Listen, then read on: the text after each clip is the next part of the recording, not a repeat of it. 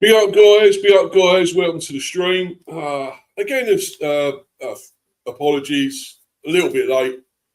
To be honest, I was trying to build myself up to doing this stream because I've just had enough of this prick on the screen.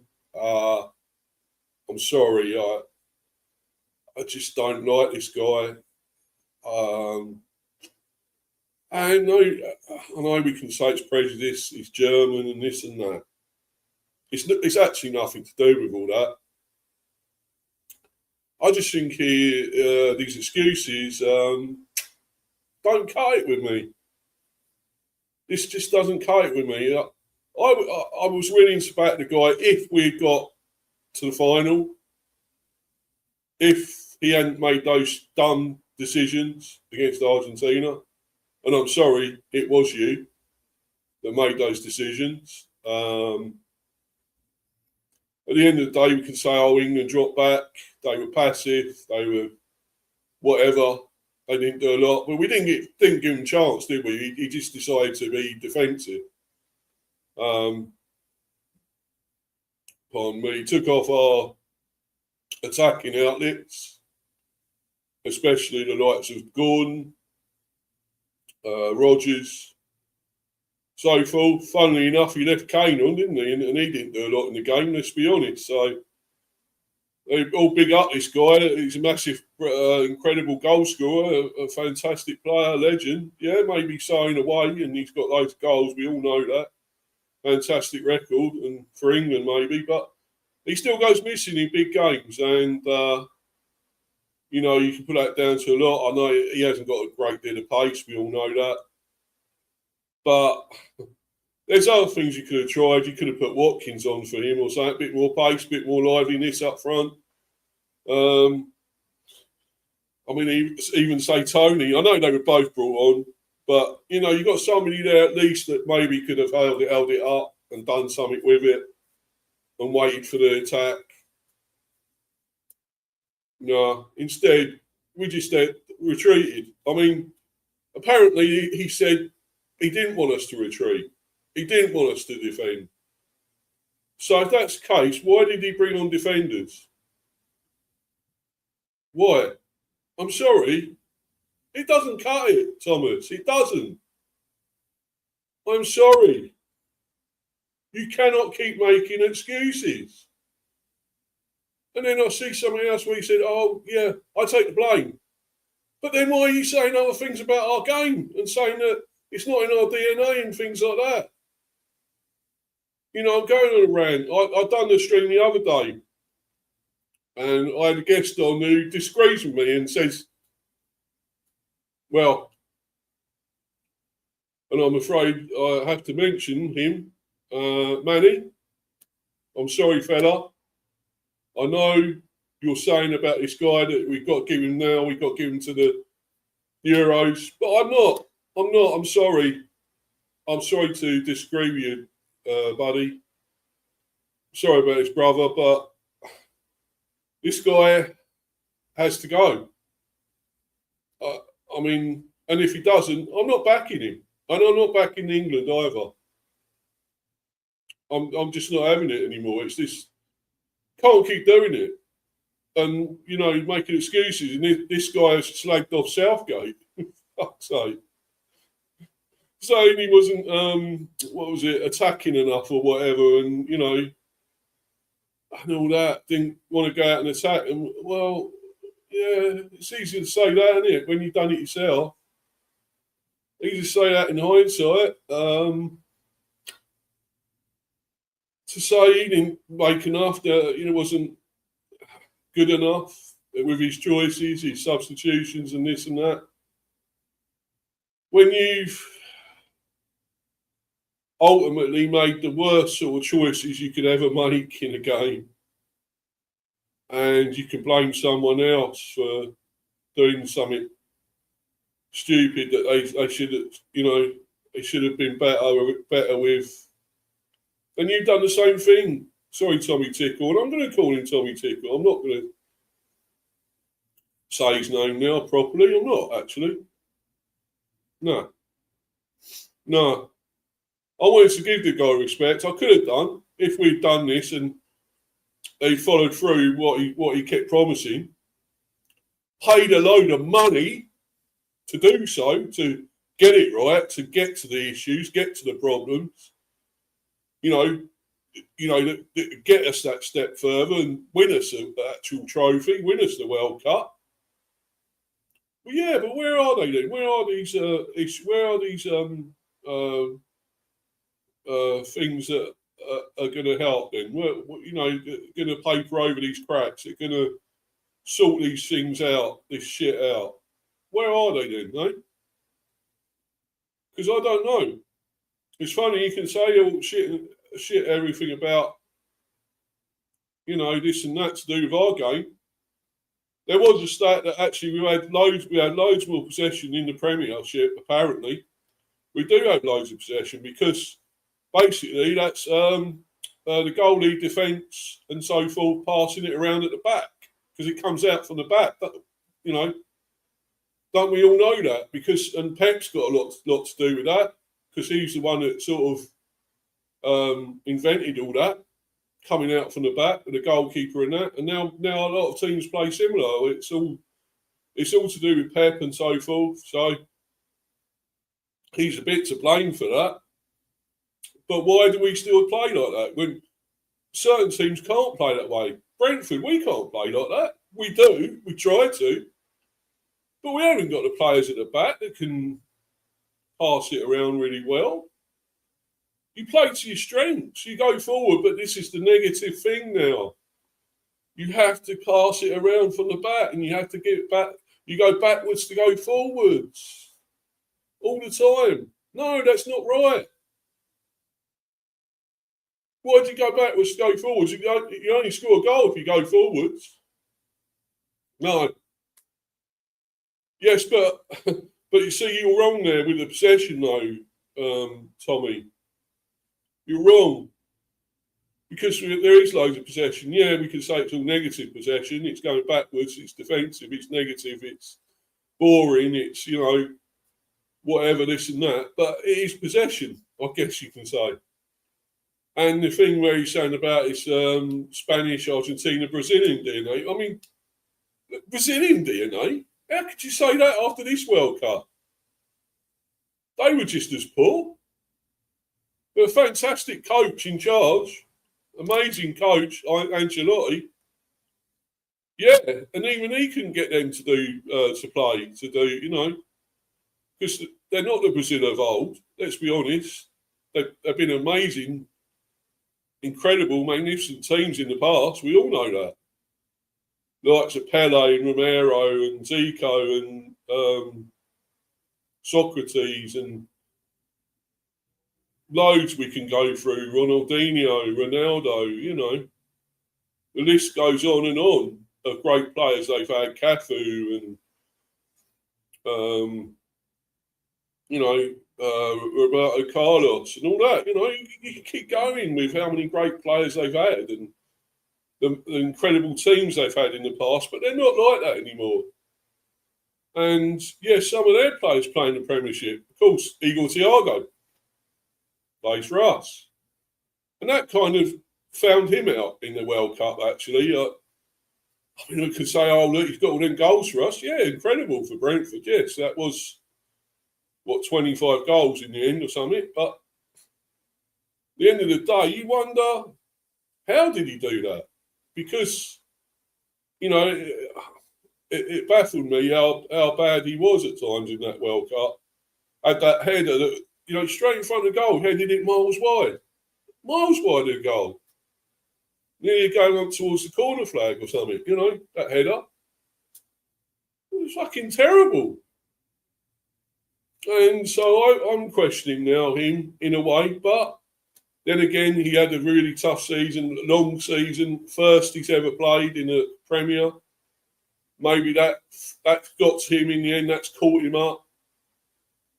Igor Thiago. But what excuse can you give to the other players there for Brazil? All these other great players apparently they've got. And I mean, well, that's a question mark. Great players. Richarlison, yeah, right. What's a player, eh? Terrible. Yeah, okay, Vinicius Junior. He's quality, yeah. He is quality, I guess. But would you say he was amazing in the World Cup? No, not really. Now and again, one or two fantastic moments. Great goal at one stage he scored, coming inside in the penalty area, into the back of the net, corner of the net. Yeah, so occasionally done something. But the rest of them, a lot of them are from the Premier, Gabriel Magalhaes, you know. Who's the other ones? Obviously, Bruno Guimaraes, is he? Yeah, he's Brazilian, of course. Trying to think of the other ones. Who's the guy at West Ham? Shit, I've forgotten his name. Paquetá, yeah. You know, they got still some decent players. Let's be honest, but they're still not the team of old. And I don't think they were that great. How could you make them as an example here? Spain, Argentina, maybe. Even Spain, when they first started this, they weren't great. Who's that team they played the first? Was it Haiti? Not Haiti. Or was it Haiti? I don't know. It might have been Haiti. And they couldn't score against them, you know. They look really, well, void of ideas and things like that, what to do. You could say it's great defending as well. No, it wasn't Haiti, was it? I'm trying to think now, but obviously it's another African nation, but I can't exactly remember at the moment. Was it Congo? Might have been Congo. And they just couldn't score. They couldn't get a goal. Cape Verde was another one. Was it them? Was it? Yeah, there's quite a few in there, African teams. But I know they couldn't score. So they look void of ideas in a way. Argentina could have nearly gone out 2 or 3 times. Had so much luck where they are world champions, but they had incredible luck. You know, they could have gone out. They could have lost to Egypt and all that. Could have gone out there. 2-0. I think they were 2-0 down against Egypt. Come back and won 3-2. They've had a lot of luck. They've had decisions go their way as well. Officials, referees, giving them a lot of good decisions, favourable decisions. You know, especially that one where Messi done that horrible tackle on a player and went down his sort of was it his shin or something, down his or calf or something. Yeah, the back of his leg, the calf, and really any other player would be sent off for doing that. He didn't. I don't think he even got booked, to be honest. That is disgusting. But let's be honest, it is fraudulent. The FIFA are fraudulent. They really are. They're dodgy as shit. And it don't surprise me what's going on with the officials and everything in this World Cup and decisions and that president. I'm not even going to mention the wanker's name because we all know him. Making decisions that, you know, how can you get away with that just because he's president of America? Well, they do have some stupid people in America, don't they, that vote for this guy. I don't know how he got in again. I really don't. But there we go. There we go. And I'm gonna do a stream about FIFA after this World Cup. So it'll probably be this week, maybe sometime, maybe this week, yeah. Because obviously it's finishing tomorrow, the final tomorrow. A third place playoff tonight, England, France, who gives a shit? I fucking don't. What's the point of it? No one wants to play in it. It's a dead rubber, isn't it? Yeah, okay. You finished third in the World Cup, yeah. So what? It's not winning it, is it? It's not fucking winning it. You finished third. It's effectively a bronze medal. No, fuck that. Fuck off. No. But that's maybe our level. Well, should we even be third? I don't think I think we'll lose to France anyway. And I couldn't give a flying fuck, to be honest, if we do. I mean, fourth is probably about right, or probably lower, to be honest, the way we played sometimes. But anyway, let's get into this because I'm waffling a bit now, sort of ranting a bit more. But I probably will do a bit more anyway, going along in this stream. So where do we start? Because I've got quite a few articles here.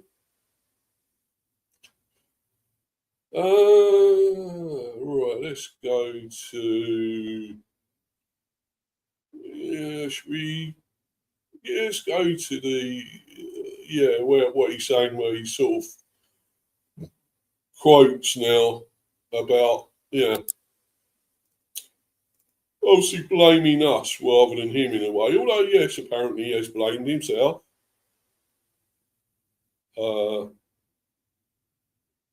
But saying that, you still make this. You made some bad decisions, mate. You can't get away with it. I'm sorry, even if you are blaming yourself now.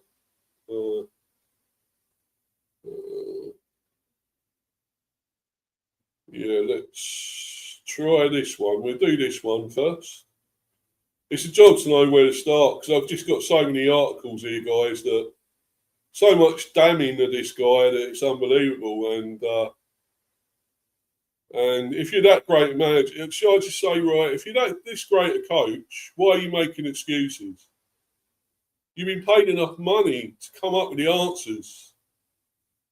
If you saw that it was like this before, the DNA issue, the not enough possession or this and that, if you've seen things that are wrong, why have you not tried to fix them? You've had enough time. We had qualified. Yes, it's a doddle qualifying for England. It always is a doddle, and it's not easy watching it either. It's like watching paint dry. It's painstaking sometimes watching England when they qualify. They just 1-2-0 against really low nations, really no hope of nations that are really low in the rankings, really down the scale in rankings, and we only we struggled to beat them 1 or 2-0 or whatever, and even then again, some of the really poor sides, yes, we beat them like 5-6-0 or something maybe. We have done 4-0 or whatever. But it's just too easy, and it's going to be the same now when you open European qualifiers now for the Euros. Was it 2028? That's going to be a walk in the park again, isn't it? Whoever we get in those in that group in the qualifiers, whoever we get, it's going to be a doddle, isn't it? It's going to be a piece of piss. And what will it prove again? What this guy does? He'll probably pick the same old shit once again, because that's another bad thing that you pick this squad, you pick this team. It's still your fault because you picked the wrong players. You haven't picked the right backup. You haven't got good enough backup when you should have done. Why you didn't take Maguire? He hasn't done a lot wrong for him. I'm not a major fan of Harry Maguire. But he's still been amazing most of the time for England. He's hardly let us down. Why'd you drop him? Why'd you leave him at home? That was, at the time, that baffled me. And it's even more baffling now. And the right backs, you got players in that weren't fit. Livramento was injured again. We could see he had quite a lot of injuries for Newcastle. How he played for them. How does he get in at right back? How does he do that? Reece James the same. He's hardly ever fit, is he? And they don't play many games for Chelsea. They got to manage his fitness and game time and this and that. So what's the point of him either? Oh yes, There was a certain player called, what's his name now? Oh, Trent Alexander-Arnold. Yes. Trent Alexander-Arnold. Doing really well at Real Madrid, apparently. But can't get in the England squad or England team. Bizarre. Great pass for the ball. Yeah, I wouldn't say he's an incredible right back. I don't think he's brilliant at the back as such. But he can do a decent job. And he's amazing going forward with his passing range and everything. It's crying out for him this World Cup. His crosses, his free kicks, corners. We had Declan Rice taking a lot of those most of the time. And how poor was he? But we all know why he was poor. Why was he brought? He could, brought along. He was injured a bit, and of course he got ill. But we kept flogging him. We kept flogging him. Keep going, Declan. Keep going, Dec. Keep going. We need you. We make you knackered and shattered and on your last legs, going out there. Like you're struggling, you'll be crawling along the floor, injured. Him and Bukayo Saka, right? Both not really fit, and we know why. It's Arteta, another fraud, another fucking fraud. Mikel Arteta, flogging these players to death, right? We all know it's that. We definitely know. Why they weren't playing properly, why they weren't up to their, best form, best standard, best, what they've got, what we know that they can produce. They weren't up to their top level, and that is why. That is why. It's a lot to do with that prick Arteta as well.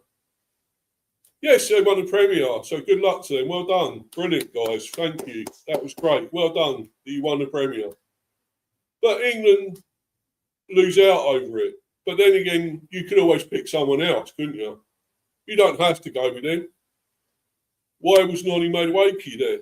What the fuck has he ever really been great? Why he goes from team to team? Couldn't last at Chelsea. Couldn't last wherever else he's been. Didn't last. And somehow he's at Arsenal and does fuck all there as well, let's be honest. Eze, he came on sometimes. He made appearances in the World Cup, but I don't think he's been amazing either. He does it now and again, flashes of brilliance, but not enough. Yeah, Rodgers has been on good form. He was really good, but he's out of position where he's played him on the right. No. Although he done that great cross, of course, as we know, for Gordon to score in the semi-final. But no, he's out of position there. There's so many. There are others though that could have come in. I really wanted that Rio Engamara. I thought he was superb. He can go past players for fun. He's got abilities. What is he, 15, 16? Yes, but so what? If you're good enough, it don't matter your age, does it? We've got some really great young talent in our country, and it's nobody's developing it. Nobody's uncovered it. But this guy is incredible. Rio Engamara, Max Dowman, of course, at Arsenal was another one. There's so many good youngsters around. So let's try and develop that, shall we? If you're any good, Thomas, if you're really good, Tommy, and I don't think he is. I just think he's there for the money now. Yes, you can say what he's won elsewhere, and he's won domestically and in Germany, England, whatever. There's things he has won, the obviously Champions League, one of them. He's won titles with Chelsea and whatever else. So, Bayern Munich, whatever. But when it all comes down to it, he never stays at a club long enough. There's always some issue, which makes me think, and now he's come out with all this, that he's not really as great as people make out. He's overrated. And I've always thought that. I've had reservations about him, and I still have, and I won't back him. I'm sorry, people, and I know I'm going to say it again, but Manny, I'm sorry, man. I'm not calling you out on it, by the way, for what you've said, because you're entitled to your opinions. I really do feel that. Anyone is, everyone is, whether it rightly or wrongly. And I'm entitled to mine, and I'm saying he should go. I don't want him, and I'm not backing him anymore. I'm not behind him, no matter what happens. I'm not following England as much now either. That's it for me, because it's just happened one too many times. No, it's not good enough. I'm sorry, it's not just Manny. There are other people around that have said it, and there are some that are still backing the guy, and I think, no. How can you back him?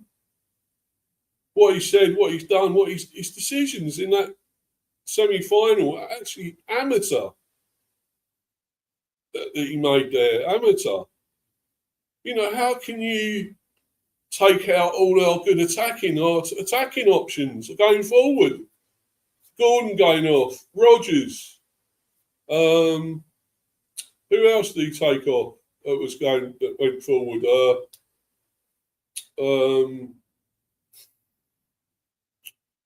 There were some others, but really, he took away our attackers, our attacking options, and not brought any more. Only until injury time, he brought on Watkins and Tony. It was too late by then. It was too late.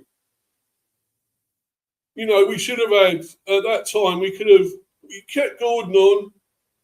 If you wanted to take off Rodgers, say, bring on Rashford or something else going forward. I would have got another midfielder on like Mainu. You take Mainu, you don't play him. What's the point? He'll probably play in his third place player. Yeah, and that takes the piss. I would say, fuck off. I'm not even going to play in it because of what you've done here. I ain't going to play. I don't want to play for you. That's what I'd say. And so what? So what? We ban you from England. Well, you go away from England. But I wouldn't care, because I don't want to play under this prick. I wouldn't want to play under him. No way. No, he can do one, for all I'm concerned. You know, but you bring on extra attack. You don't sit back. Why do you sit back against Argentina? One of the best teams in the world. They're world champions for a reason.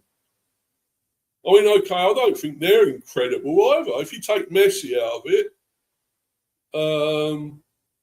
one or two others maybe, but mainly Messi, how good are they? I don't think they're incredible. They've had so much luck in this tournament, it's unbelievable to get through. I think they're going to lose to Spain. I really do, and I hope they do. Because I just think they got too much arrogance now. They were giving us all that about Falklands Islands. Nah, fuck off, you know.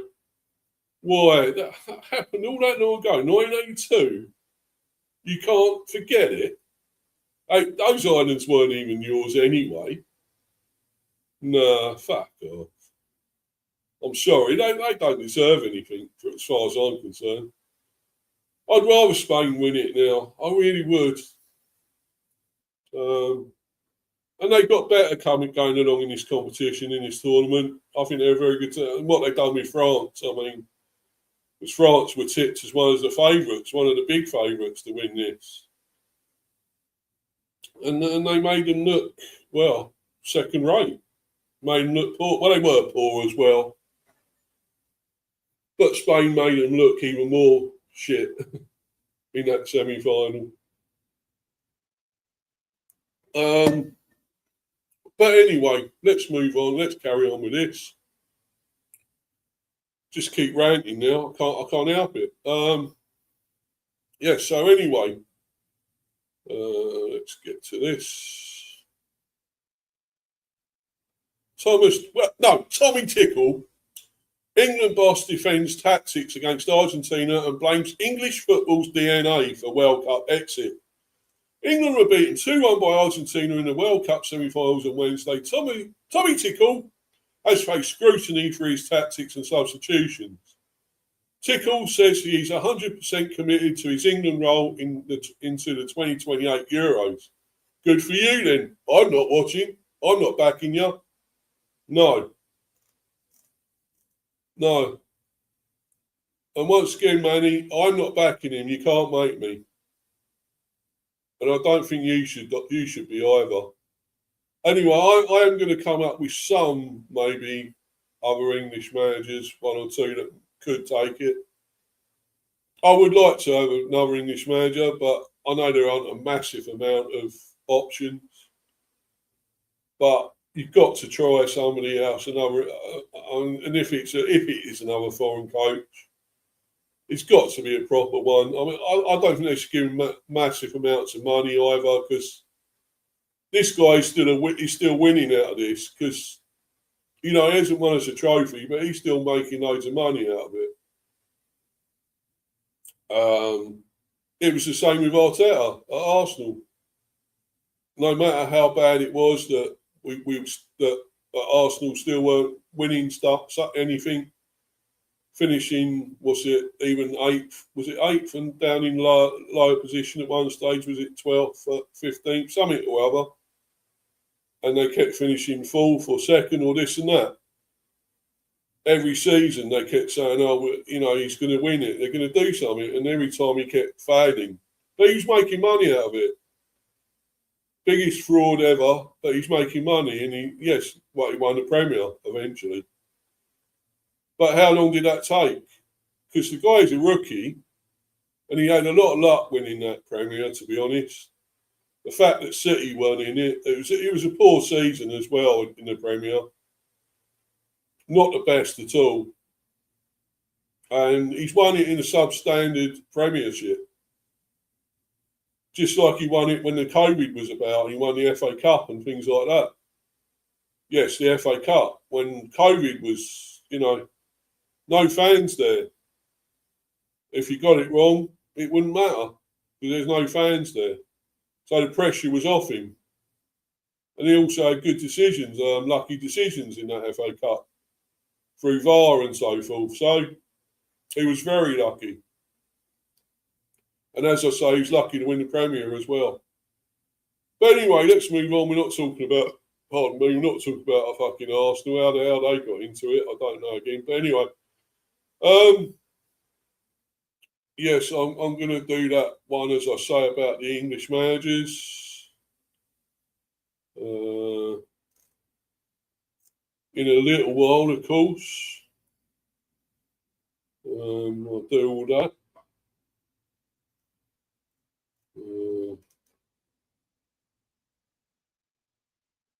It's got a list of them and go through them and see which could do it. But anyway, let's go back to, where was I?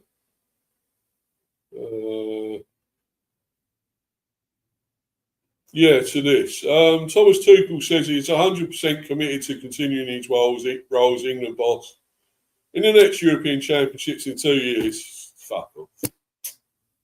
Great, isn't it? That's really great for us, isn't it? Really great. And he has hit back at critics who question his tactics, saying instead it is a problem with English football's DNA.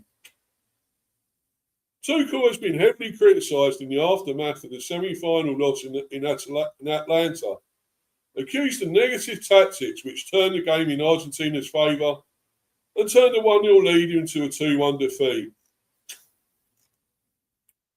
But now the head coach has chimed back, saying that it wasn't his formation that was wrong in Atlanta. The problem instead is a weakness in the English football DNA, which means that players struggle to keep possession when under pressure.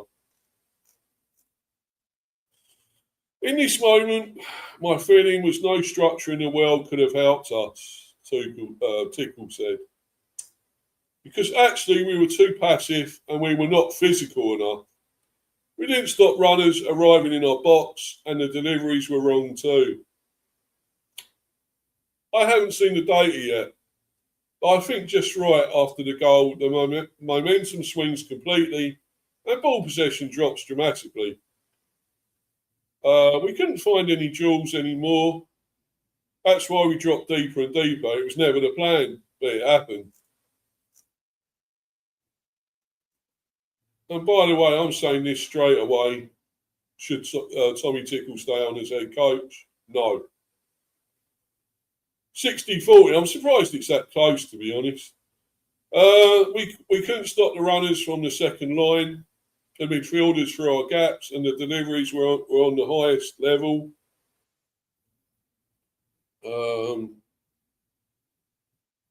Sorry, I just got to put the lead in, the power in, because it's dying. Sorry, guys, hold on a minute. And this laptop is going to die otherwise, and still got a very long stream to do, so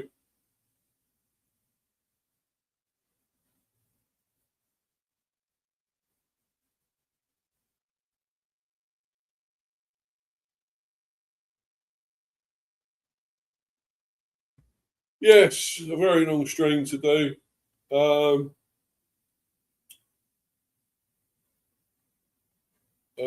Deliveries were on the highest level. You need to get back on the ball.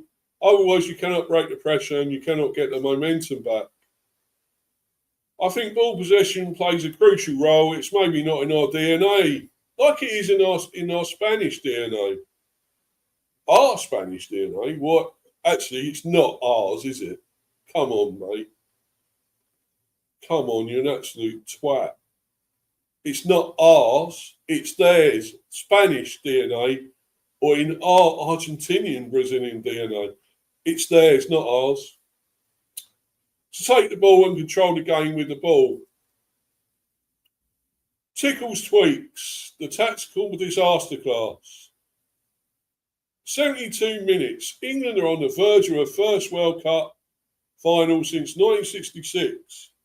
But Tickle decides it's time to shut up shop, replacing goalscorer Anthony Gordon with Ezri Konsa to switch to a back five. Yes, apparently, oh yeah, of course it works against Mexico and whatever, but that's Mexico. We were down to 10 men as well. Fucking come on. You're an absolute mug, an amateur who doesn't know anything, who doesn't care about England whatsoever. Sorry. 76 off the post. Alexis McAllister heads against the post from close range. England are on the ropes. 82, Reece James and Declan Rice are replaced by Dan Burn and Nico Riley. It means 7 of England's outfield players are now defensive minded. 86 goal, England's luck runs out. Enzo Fernandez has another go from range, and this time he beats John Pickford. Yes, okay. 92 off the post. There is no stopping the waves of Argentina attacks. McAllister fizzes one off the post. 93 goal. England succumb to the pressure. Lautaro Martinez gets on the end of a Lionel Messi cross and heads home. 96. Ivan Toney and Marcus Rashford are called for from the bench. I think it was Watkins. I'm sure Watkins came on as well, replacing Jed Spence and John Stones. Meanwhile, Burn moves up front. Yeah, there we go. What an absolute masterclass, tactical masterclass. Burn moves up front. Oh dear. Oh yes, of course he's a striker, isn't he? Yeah, okay. No, all right. Anyway, 90 plus 10, well, which is, what is it, 11? What do you call it? 90 plus 10, but because I think it was it 7, 8 minutes were added? Yeah, so I would say it's around 97. 97, 98, or a bit more. England failed to create a chance and bow out of the World Cup. Oh dear. One of England's best players in tight spaces is Kobbie Mainoo. Yes, no. Who hasn't played a single minute at this tournament. And Tickle decided to leave arguably England's most technically gifted footballer, Phil Foden, out of his World Cup squad altogether. And that's actually something I agree with. That's something he did get right. Phil Foden has done nothing. He's done nothing this season. He's hardly played for Man City. And when he has, he hasn't set the world alight. At times he's been decent, been pretty good. And that most of the time he's just been average or mediocre and done nothing. So I'm sorry. And what has he actually ever done for England? Much. At times he's done it. In flashes. No. I absolutely, totally agree with that Phil Foden was left out. Actually, a good decision from him. Tickle is adamant that switching to a back five with more than 30 minutes still to play when England were a goal up was not a negative step. This guy has shot himself in the foot straight away.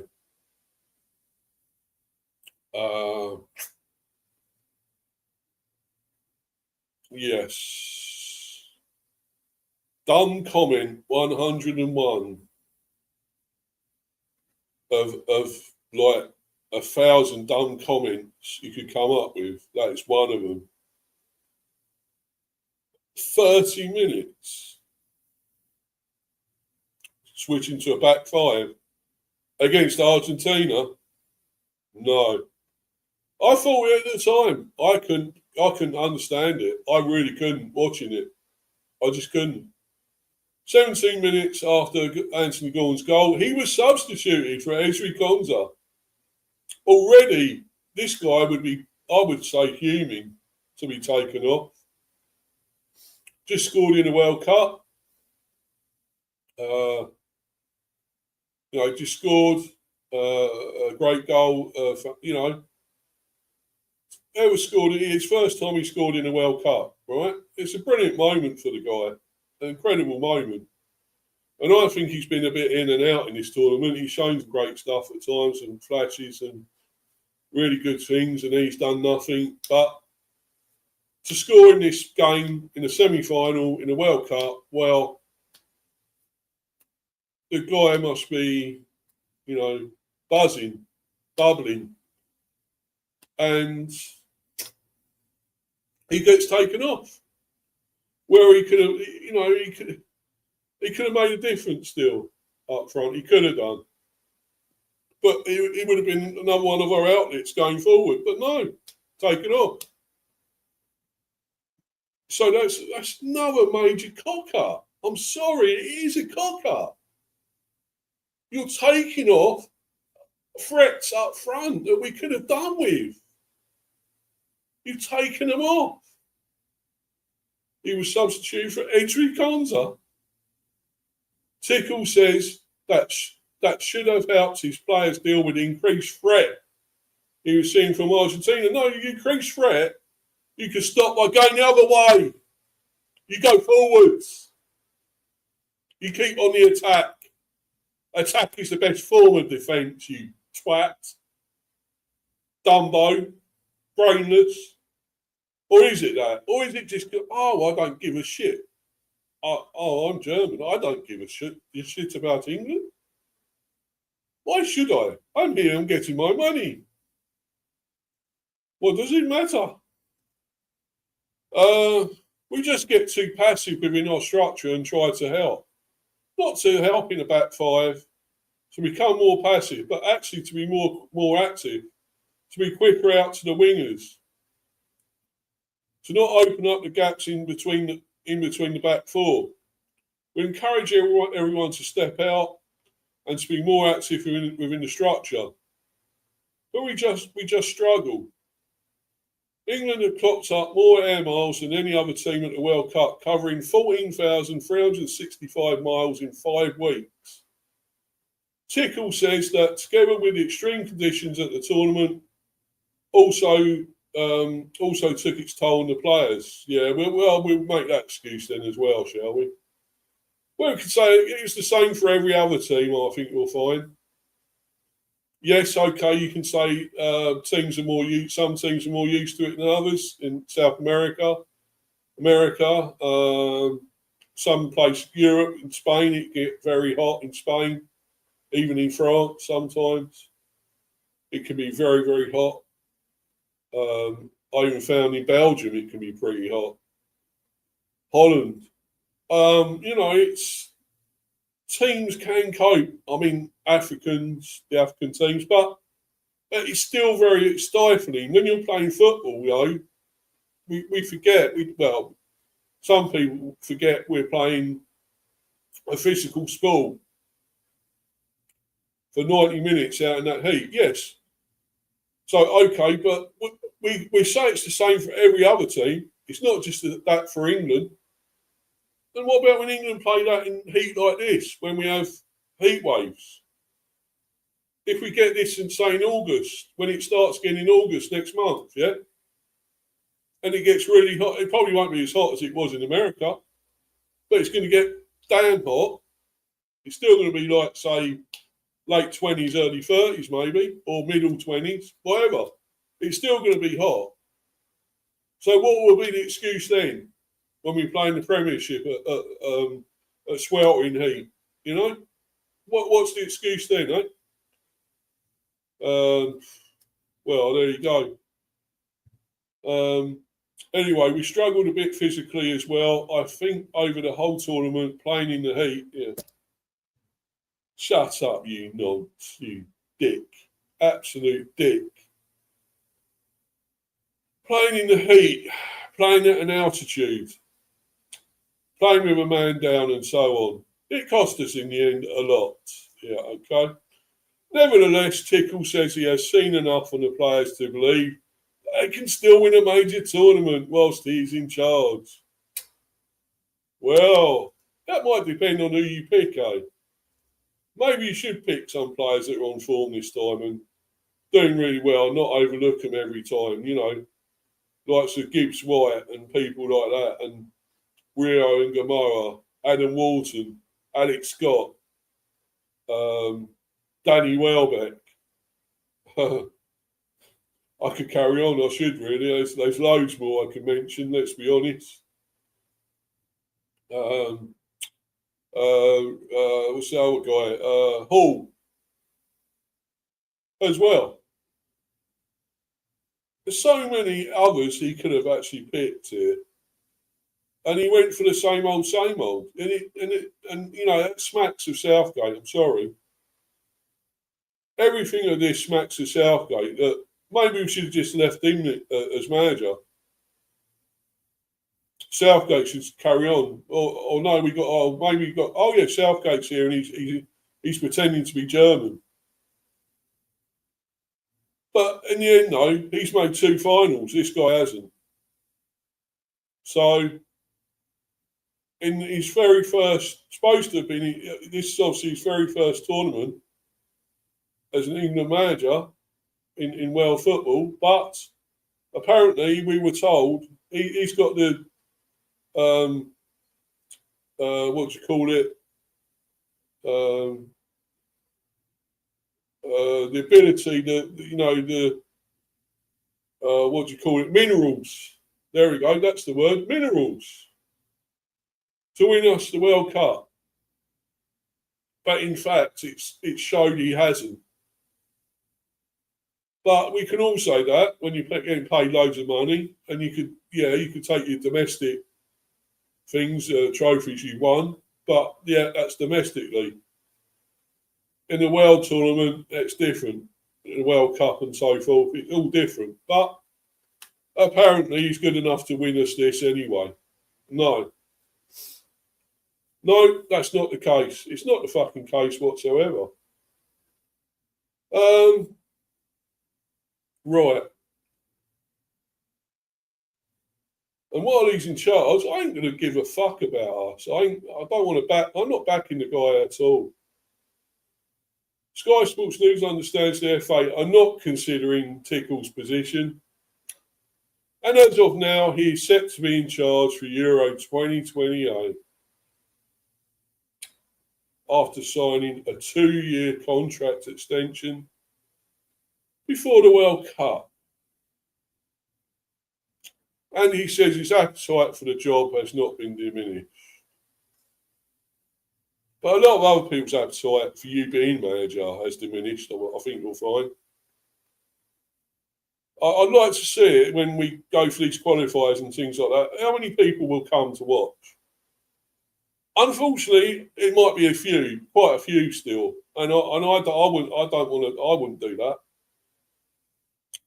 I would say, don't go, strike, don't bother going to England matches whatsoever. Why do you pay all that money and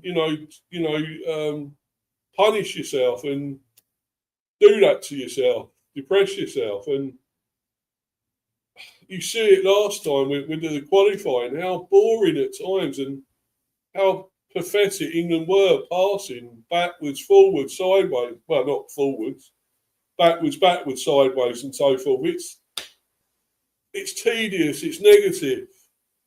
People spent a lot of money going to watch it, and I'm glad I haven't. I haven't been to see England for a very long time, and it will be a very long time before I go and see them, because until we get a decent manager, until we play good football, I can't be asked. I really can't.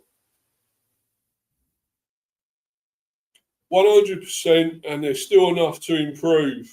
And I'm more than happy to do that. I don't think you will, though. I don't think that will happen. I'm sorry. I just don't. I still think we can impose ourselves more on the ball. I still think we can still show how good football players we really are. We are. I think it's still in us because I see it in training in every camp and here also in the World Cup. And I still feel there is an extra level that we need to conquer. And we need to step up on the next level and then to get to the big prize. Neville takes issue with Tickle's DNA assessment. Speaking in the aftermath of Tickle's comments on an episode of Stick to Football, Sky Sports' Gary Neville criticised Tickle's suggestion that English DNA played a part in their elimination. The former Three Lions defender specifically mentioned failure to use Mainu and the decision to leave out other players who could have helped retain possession in games as a counter-argument. I did think that he'll look back and think, did I send the right message to the players after the goal went in? Putting 3 defensive players on before he brings on an attacker. The former England defender said, I'm saying this in a non-explosive manner. Tickle will regret that. I think he gave the players a message to hang on. And they were dropping deeper in the box. And he didn't really help them get out with the substitutes he put on. His quote today was, it's maybe not in our DNA like it is in the Spanish DNA or the Argentinian or Brazilian DNA to take the ball and control the game. I have a big problem with that. He didn't bring Kobe Mainu on, who could handle the ball better than most. He didn't bring Bukayo Saka on, who could probably handle the ball better than most. But he also left Phil Foden. Well, I've already mentioned that. He shouldn't be there. No, that was right.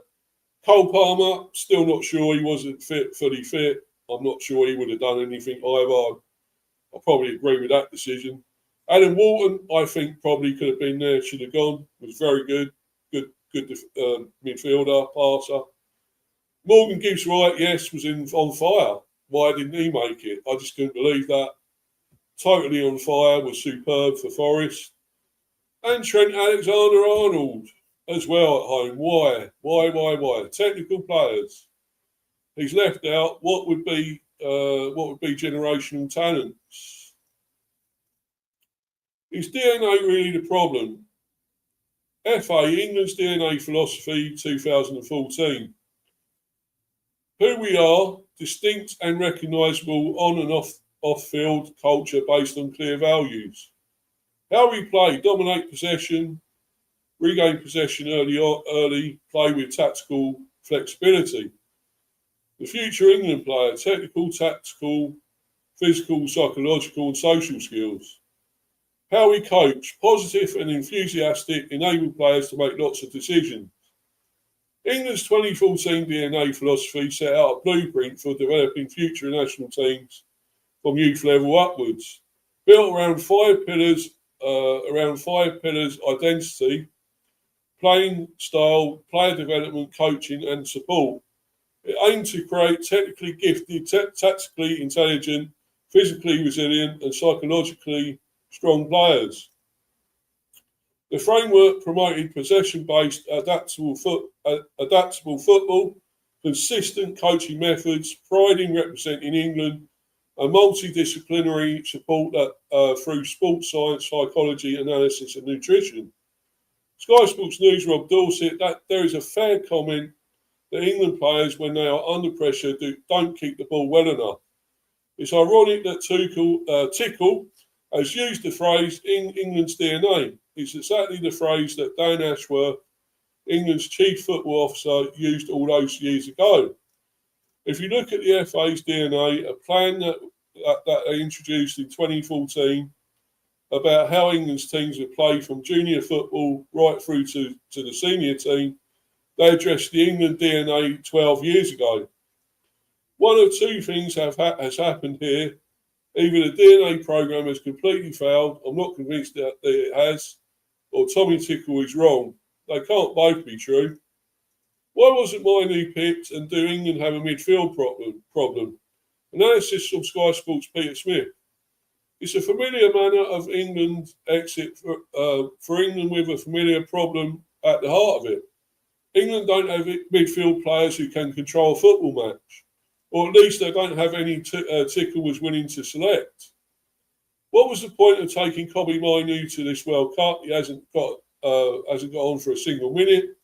The 21-year-old, starter in the Euro 2024 final, don't forget, played a key role in Man United's upturn in forming the second half of the Premier League season. Among midfield regulars, only Spain and Man City star Rodri has had a better passing accuracy in the opposition half than Mainoo during that period. How England could have done with some of that composure in the final half an hour against Argentina when they gave up possession and territory to try to hang on. Against Mexico, even with the caveat of having a man less, and against Norway, England were unable to get on the ball and keep it to ease the pressure on their backline.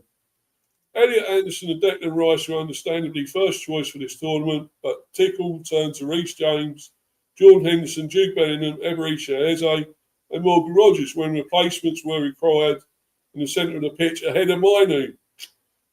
If Mainoo isn't his man, then that's the coach's call.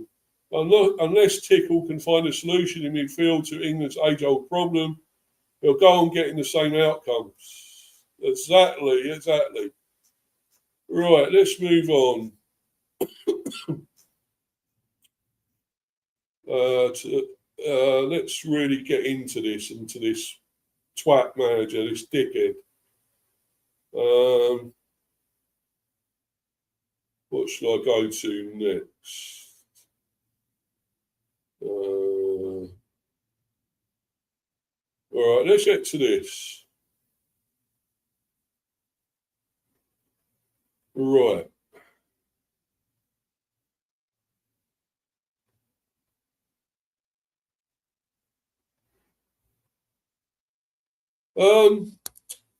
Should Tommy Tickle be sacked? Pundits argue for and against after England collapse. Questions will be asked of German after late World Cup semi-final defeat. A plethora of pundits have had their say on whether Tommy Tickle should be sacked after England's last-minute elimination by Argentina in the World Cup semi-finals. The Three Lions went into the final 5 minutes of regulation time ahead against the defending champions, before Enzo Fernandez was afforded too much space on the edge of the box. The Chelsea midfielder fired beyond Jordan Pickford from range, and as the England defence drifted deeper and deeper, Lionel Messi dug out a cross that Lautaro Martinez nodded home in the 3rd minute of 7 added on. The manner of England's defeat left fans angry on social media, and several pundits shared the disappointment across the various TV and radio channels. Here is the best of the bunch. Jamie O'Hara on TalkSport. Jamie O'Hara claimed that the head coach had cost us the World Cup. I can't believe it. It's a disgrace. He should be sacked. Get him out. Gone. Troy Deeney on CBS. Troy Deeney voiced the same opinion. For someone at the FA, whoever makes the decision, if that guy thinks this is the best, we aren't going to win, or either sack him. So either sack him or leave your job. Chris Sutton, Tickle, decided to bring on defenders Dan Burn, Ezri Konsa and Nico O'Reilly to see the game out at the Atlanta Stadium in Georgia, which Chris Sutton could not believe on BBC 5 Live. It was a coaching catastrophe from Tickle, the former striker said. The fact that England get themselves in front and then basically hand Argentina the initiative, defending deep, another defender on, it's quite a simple game, football. You have to get up the pitch. You can't expect to defend for 30 minutes against the quality Argentina have and keep giving the ball back to them. That's what England did, and it's all on the coach as far as I'm concerned. I agree, totally. Totally agree, 100%. 100%. He's right. He made the changes. He was negative. So the question which I'm going to ask is, how can you trust Tickle to take this England team forward? Exactly. Jason Cundy, back on TalkSport. Jason Cundy branded the Germans' tactics as cowardly. Same England, different manager, I'm afraid. Wow. I mean, talk about not just throwing it away, but hand the initiative and then throw it away. To go out the way that we did, again, it's cowardly. Tim Vickery, on the BBC, Tim Vickery said, I can't believe that Spain will self-destruct in the way that England self-destructed. I'm absolutely baffled by the decisions that the coach has taken here. Argentina were let back into the game by the England team choosing all the wrong decisions, and this has to be on the coach. Patrick Vieira, ex-Arsenal midfielder Patrick Vieira, said on the Rest is Football show that you would be mad to sack him or to change the coach. I believe in stability, he continued. I think that was his first big tournament, and of course there are some positives and negatives, and the frustration is going to be there because you're out like that. But how can you build from that? I'm sorry to disagree with Patrick Vieira, fantastic footballer, of course, brilliant player, ex-Arsenal, of course, and France and everything. But sorry, you're wrong. You're wrong, Patrick. Totally wrong. Peter Reid on BBC Breakfast, the former Manchester City and Sunderland manager, said that the FA had to stick by their man. Again, Peter Reid, wrong. I'm disappointed at the result, and the better team won, but we got to a semi-final. You've got to stick with him. You can't keep changing managers, he said.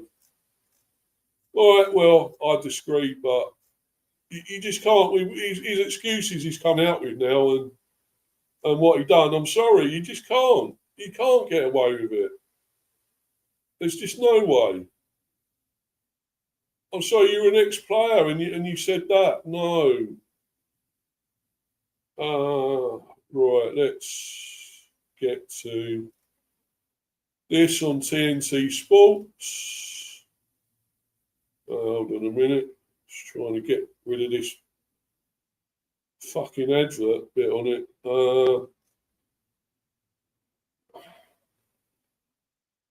Can't get rid of this thing at the top here. Right. Oh, there we go. Tommy Tickle believes English football's DNA played a big role in their World Cup exit. I think ball possession plays a crucial role. It's maybe not in our DNA like it is in the Spanish DNA, or Argentinian or Brazilian DNA. Take the ball and control the game with the ball. And the fans have had their say, with 61% of the belief that Tickle should not stay on as England manager in a vote on the TNT Sports website. Yes was 32%, no 61%. It should be a lot more than that, I think. Not sure 7%.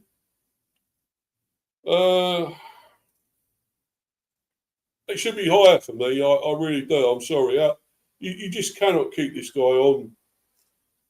And to come out and blame other things, yes, he did blame himself in the end, but not totally. And I think he's made so many mistakes. It's just, you paid a lot of money, and this guy's paid so much money. It's extortionate, an extortionate amount to get things wrong. You know, it's for the England nation, and you're getting paid, and you're cocking it up, and we put faith in these England managers, and we were told you were the best candidate for the job, and you're certainly not. And I didn't back him in the past. I had reservations. I'm still not going to back him, because I could see this coming. I could see, and we haven't been amazing at the World Cup either. I mean, probably Croatia, maybe in that some parts of that game we were great. But a lot of the games we struggled in. We didn't play really amazing football all the time. Struggled to beat lower teams. 0-0, I think, with Ghana. That was terrible. It just looked bad, and I want to see a really good footballing England team sometime. I haven't seen one for years. Let's get to this one. Wayne Rooney has chimed in with something here, and I actually think Wayne Rooney was good at the what he said. He made sense. I know a lot of people take the piss out of him a little bit, how he is with his voice, how he talks to Scouse, and he talks a bit funny, and talks a bit like that, and whatever. But he's got a good knowledge actually of football, and he should have. He was an ex-player, of course. He was a player and manager, not a great manager, but.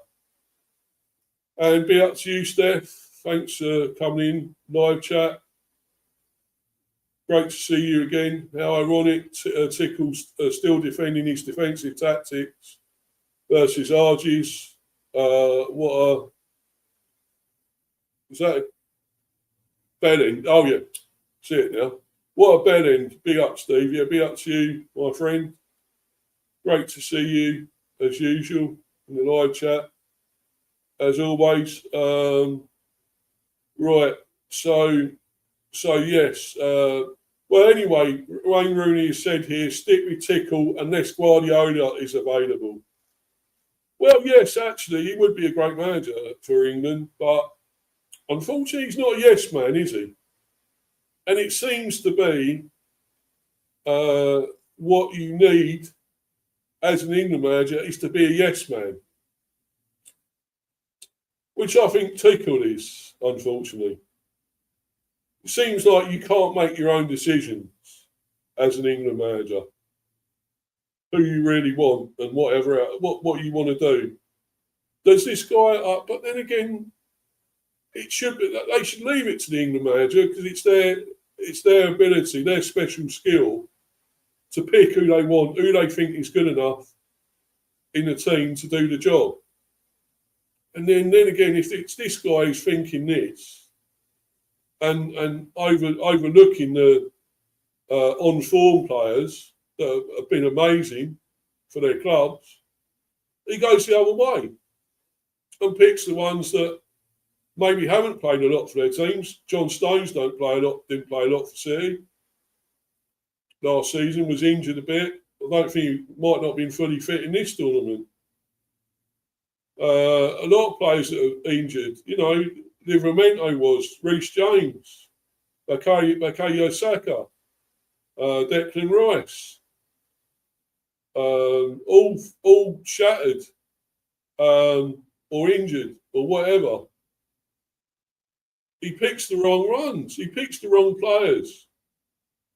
A lot of these are just won't fit. Long seasons, but you got to see the other players, the Rios, Ingamar, and Walton, Scott, Gibbs White.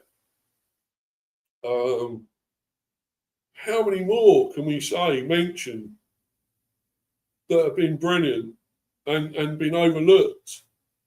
Totally, Lewis Hall. There's just so many. And I think Pickford's done in goal as well. I don't think he was that great. I mean, that one he let go when in Norway, he pulled his hand away, thinking it was going wide or something, not going towards goal, and it went in. That was pathetic. One he let in at the near post as well. I remember that goal. It's, a lot of times he looks terrible. Yes, he made some great saves as well. I've got to admit, at times he did make some great saves. But I still think he's not right. I think he's got to go. I think he's had his day with England. Let's move on. But anyway, there's so many things wrong here. Yes, I probably would have Pep. I mean, yes, I want an English manager ideally. But if it's somebody like him, but will he accept what, being controlled by the FA, basically? Wayne Rooney thinks the Football Association should stick with Tommy Tickle as England head coach unless a move for Pep Guardiola is possible. And don't forget, Pep is out of a job now. He could take this. He could take this role. Tickle has retained the backing of the FA after England's 2-1 defeat to Argentina in Wednesday's World Cup semi-final. The German was criticised for his substitutions as England squandered a 1-0 lead late on, but says he intends to stay to lead the Three Lions into Euro 2028. Despite backing Tickle to remain as England head coach after the World Cup heartbreak, ex-England captain Rooney thinks the FA should go and get former Man City manager Pep Guardiola if he is available. I don't see anyone else out there at the minute unless you go and get Pep Guardiola. If Pep is available, then maybe you go and get him. Rooney said on the Wayne Rooney show.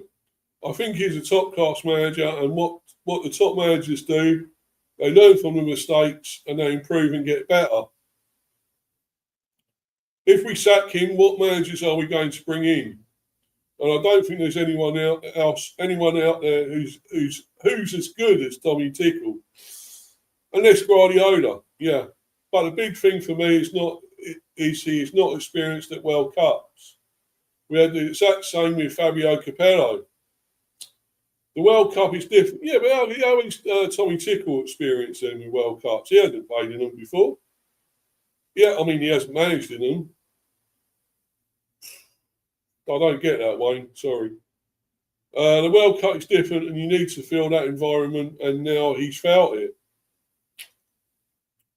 Tickle signed a 2-year contract extension in February, having been appointed in January 2025 on an 18-month mission to win the World Cup. The FA approached Guardiola before appointing Tickle, which with reports there was a verbal agreement in place. Rooney shared his views on the decision to give Tickle a new contract. I think the FA told us that Tommy Tickle was going to win the World Cup and take us to the next level.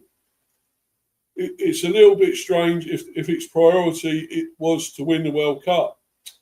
But then you get a 2-year contract before you actually go to the World Cup. That's a bit strange.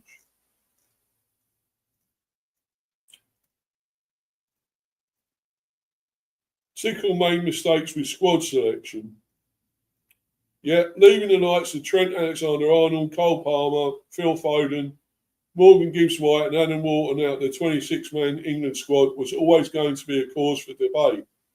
but with the likes of Jordan Henderson, Trevor Chalobah, and Ivan Toney selected instead, Rooney believes having players who are just happy around the camp was detrimental to England's chances.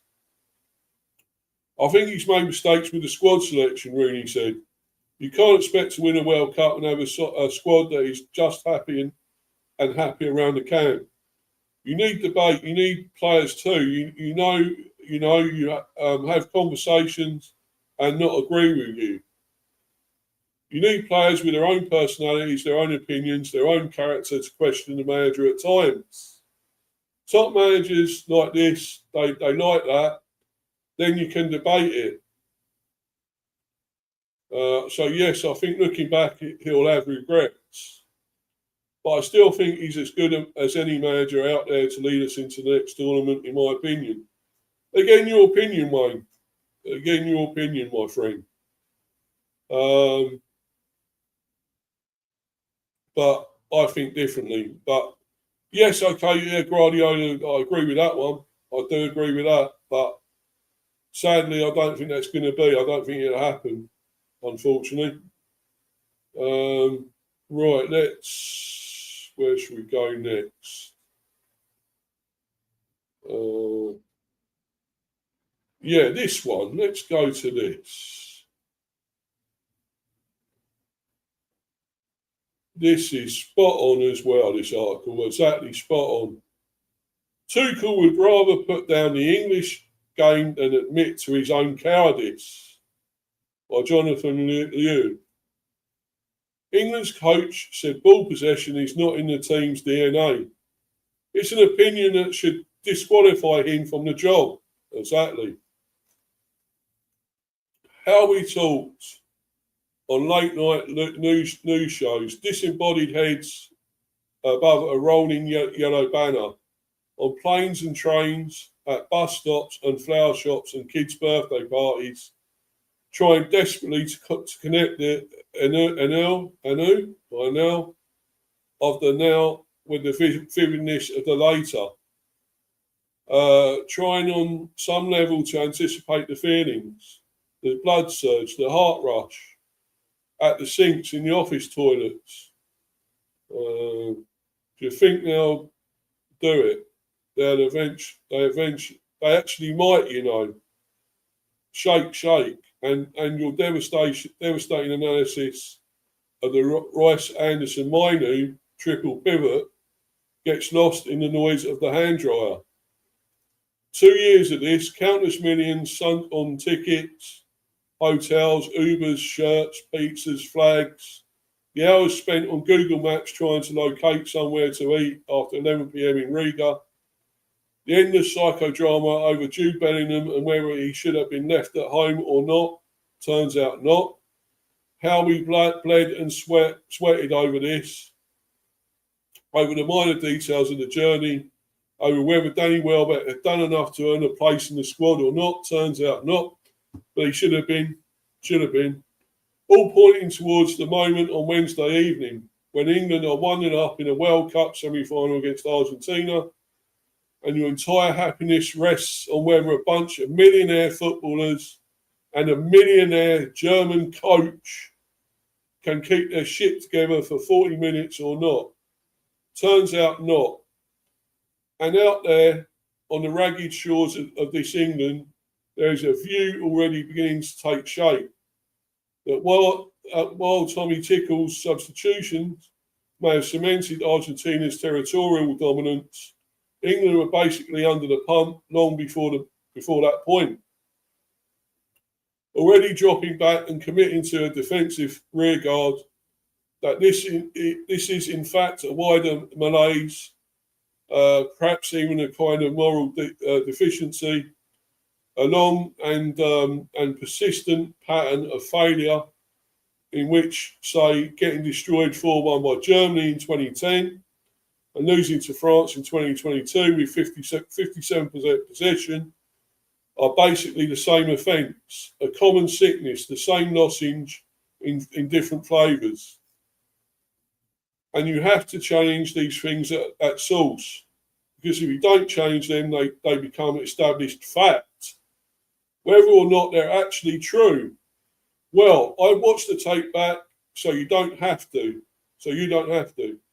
Specifically, the 13 minutes of Anthony Gordon's goal hitting the net to the second drinks break. In those 13 minutes, England had to weather quite a bit of Argentina pressure.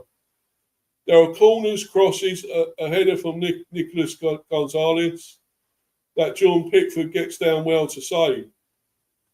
But none of this is remotely out of the ordinary. Indeed, pretty much as soon as Argentina kick off, they gift England another opening. Lisandro Martinez letting the ball run under his foot, Morgan Rogers winning possession, and Harry Kane not quite able to control his pass.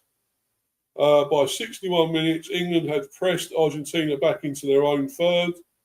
In the subsequent minutes, Kane and Declan Rice will both have low percentage shots from distance. The problem here is not tactics, not fatalism, not an endemic national culture of failure, but poor decision-making, perhaps reinforced by fatigue. Lionel Messi is not yet running the game, and none of what follows is inexorable or inevitable, let alone generational. The drinks break arrives and England can rest for a few minutes, perhaps even make a sub or two to freshen things up. It is at this point that Tickle decides to blow up England's chances of winning the World Cup. As a counterfactual, what would have a more optimistic and effective response looks like at this point? Kane was clearly out on his feet, and keeping him in play for the faint possibility of penalties in an hour was madness. Yeah. So Ollie Watkins comes on to stretch the play and lead the press. This is no longer a game for Rodgers, and do you throw on Bukayo Saka? Not just for his defensive skill, but his ability to dribble his way out of pressure and feast on the spaces that will open up.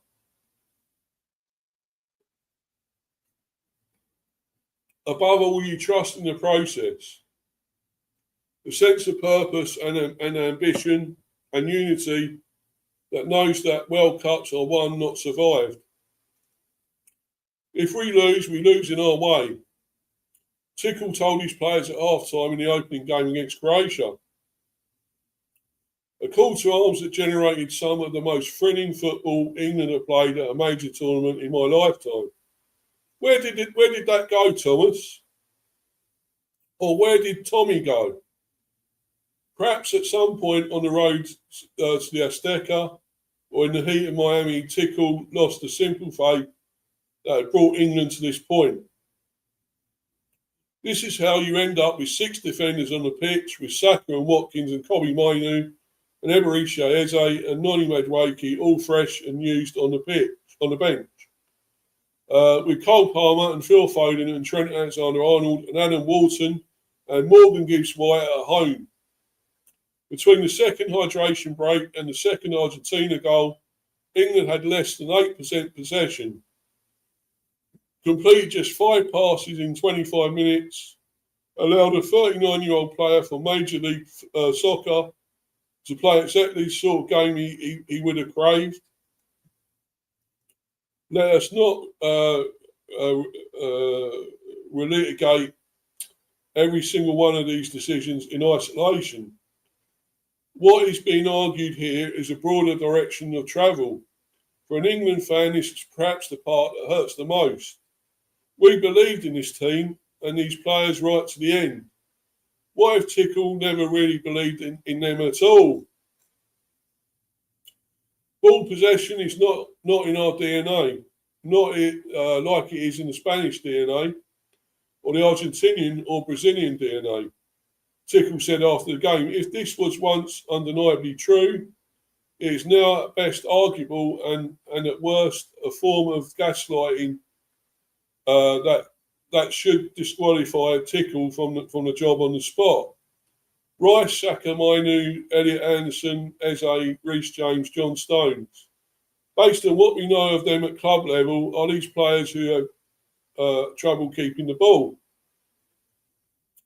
Perhaps it's no wonder that in subsequent days reports have emerged from the England camp that the players themselves were unhappy with Tickle's safety-first approach.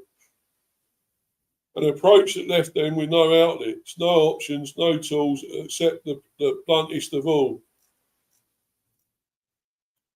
These are players who want to play football, who want to express themselves, backed by thousands who emptied their life savings to travel, to pursue, to feel something. This is no longer no longer a nation that punches pitifully below its weight at international level, that neglects the tactical and technical aspects of the game, that quivers at the thought of penalties.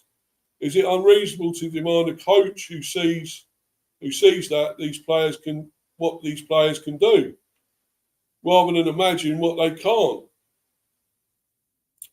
There are those who argue soberly that changing the coach at this point is a triumph of emotion rather than reason, that there is nobody better out there, that there is a lucrative contract that needs to be honoured. But for a coach hired to win these huge moments, detonating a World Cup semi-final feels like the ultimate red flag behaviour. Beyond this, the small-mindedness, the absence of ambition, the audacity required to neg the entire English game, rather than admit to one's own cowardice. Tickle was hired to unleash the considerable potential of a supreme generation of English footballing talent. From what we've seen, it's not immediately clear whether he can even see it. Yes, I totally agree with that. Totally agree with that article. That was brilliant. I totally get that. Uh, uh, right, let's get to this. This one.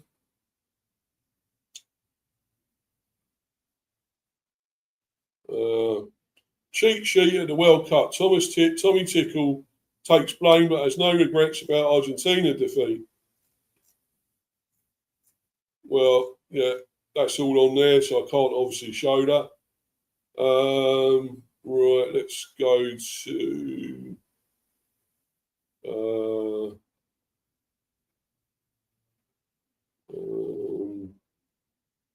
Let's do this one.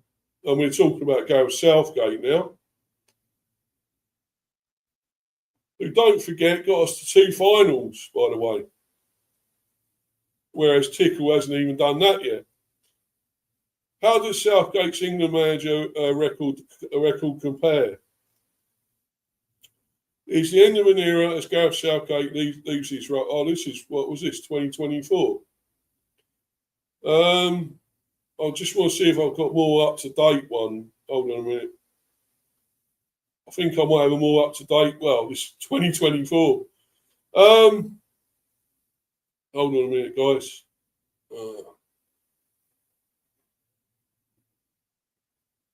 I've just actually got to go and have a comfort break. I'll be back soon, guys.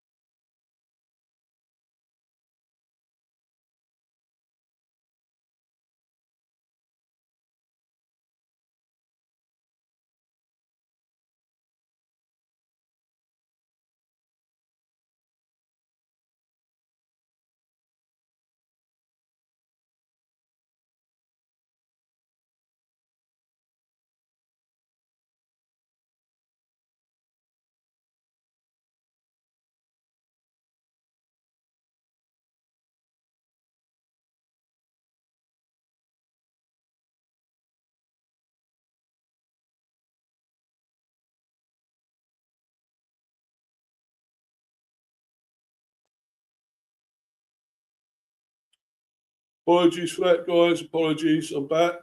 I had to go for a comfort break there. Anyway, I will go through this one. I know it's pretty old, this article, but it does kind of go through what I'm trying to say here about Southgate. So let's get on with it. Yes, how does Southgate's England manager record compare?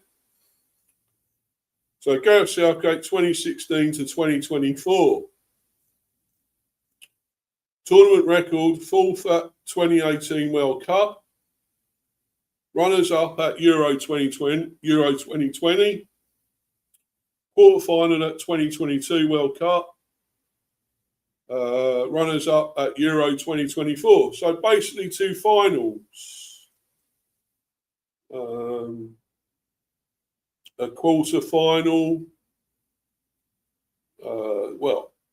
I think 2 quarterfinals, in fact. So already, actually, his record is pretty good. We could all say, everyone took the piss out of him, wanting in a waistcoat, all that sort of thing. This and that out of him. But actually, when you look at it, he's done a pretty good job. And yes, you can slag off some decisions he made. But did he get him really severely wrong like Tickle did in this semi-final? It's hard to say. I think he wasn't as bad. And I, for one, did want Southgate gone at one stage. I was not happy. You know, got us to the final twice, couldn't get us over the line. But looking at... for me, at the moment, this looks like he's got better credentials than Tickle, if anything. So let's carry on with this. Yes, overall record, played 102, won 61, drawn 24, lost 17, scored 213, conceded 72, win ratio 59.8%. Not bad, in a way, not bad. Gareth Southgate took temporary charge of the England side in September 2016 and was unbeaten in 4 games, earning the role on a permanent basis. For the first time since 1990, England men's team reached the semi-finals of a World Cup in 2018. Sorry, yeah, it was semi-finals, not quarters, of course. 2018. So actually 2 semis. Well, 1 quarter, 2 semis and 2 finals. Losing to Croatia after extra time. They went even further at the European Championship in 2021. But lost to Italy on penalties in the Wembley final. Yeah, unfortunately, we all remember that. A quarter-final loss to France in the 2022 World Cup followed. Definitely remember that as well. Southgate contemplated leaving the role after that tournament. Maybe he should have done, but anyway. But stayed on, taking England to the final at Euro 2024. Well, he lost to Spain. I mean, there are others here. We've got, obviously, Sam Allardyce, as we all know. What happened with him? Roy Hodgson. Roy Hodgson. Good old Roy. Roysy boy. Fabio Capello. We've had some disastrous managers. Steve McLaren, Waddy with a Prolly. I mean, Sven done okay. Sven, the late great Sven-Göran Eriksson, 2001, 2006. Kevin Keegan, yes, was a bit of a flop, let's be honest, at times. Glenn Hoddle, done okay, but ultimately, last 16 in 1998. Keegan group stage at Euro 2000.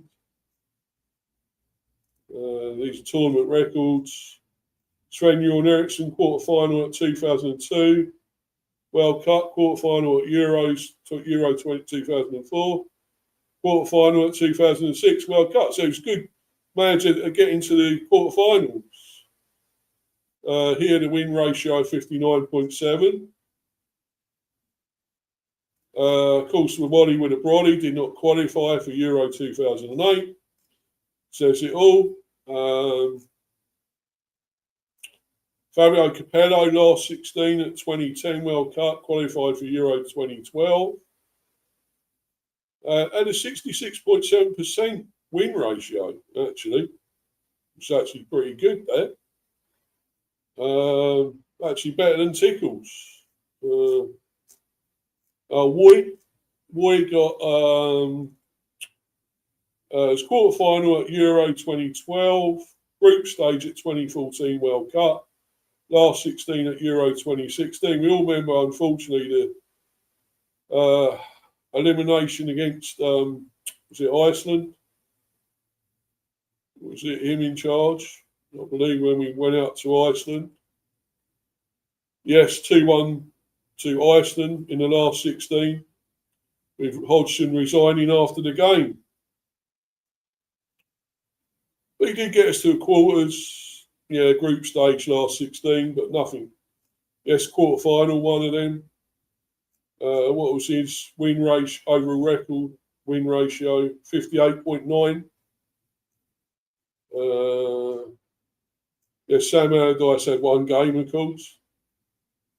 But played one, won one, drawn none, lost none, scored one, conceded none, win ratio 100%. Unfortunately, we all know what happened with Sam there, Big Sam. Took a bun, took a few notes, a few readies, and of course had to go. Had to be gone. Sacked.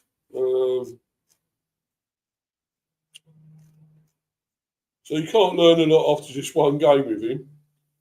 And actually, Hoddle's win ratio 60%, 60.7%. Only got us to the last 16. But Terry Venables, great manager. Another one no longer with us, unfortunately. 94 to 96 semi-finals, we all know that, Euro 96. Only had a 45.8% win ratio. The late Graham Taylor as well. We all had fun about him with a turnip head and so forth. And slagged him off. Do I not like that? Do I not like orange? All that sort of thing. But he was actually a really good domestic manager. I'm not so sure the England manager was right for him at the time, unfortunately.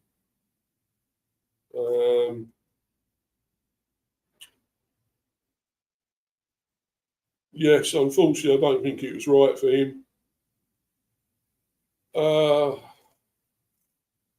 course, got to group stage at Euro 92. We all remember that as well, losing to Sweden. Did not qualify for 94 World Cup. Yeah, that was even worse. Only a 47.4% win ratio. So Bobby Robson, an 8 rates of Bobby. 1982 to 1990. Tournament record did not qualify for Euro 84. Quarter final, as we all know, 86 World Cup, brilliant. Group stage at Euro 88. Unfortunately, didn't progress from that. Fourth at 1990 World Cup. Yeah. As we all know there, so semi-final. So really, quarters and a semi were very good, of course. Only he had a win ratio of 49.5%. Ron Greenwood, 77 to 82. Tournament record, did not qualify for 78 World Cup. Group stage of Euro 1980. Second group stage of 1982. World Cups are not great, really. Did have a win ratio of 60%. Another one who's no longer with us, Don Revie, 74 to 77. Did not qualify for Euro 76. Just a win ratio of 48.3%. Another top manager that didn't do that well. So ranking England managers, I think on that record he's got to be top, Southgate. Did get us to 2 finals, 2 semis, and the quarters. So yes, I think yes, he's got to stay top. Now, who would be second? That's tough. Either Sir Bobby or Terry Venables.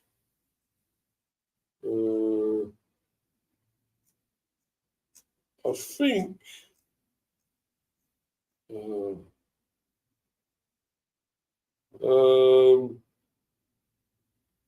He got two. What's it? 2 quarters.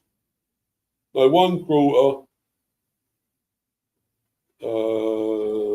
And 1 semi. Sir Bobby.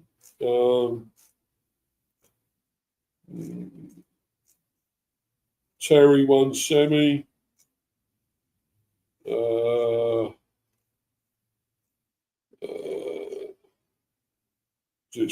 Sven got us to 3 quarters.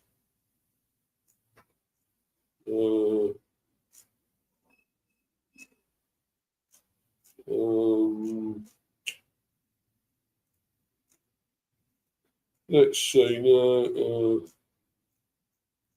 I'm just trying to think. This is quite hard to get the second one.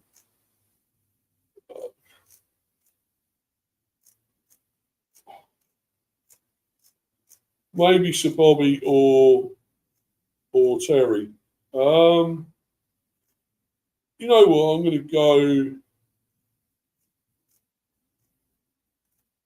to go Sir Bobby here. Sir Bobby Robson.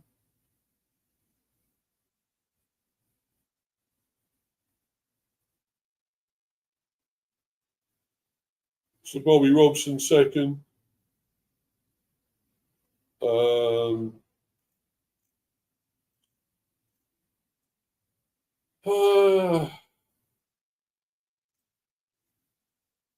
I think Terry next.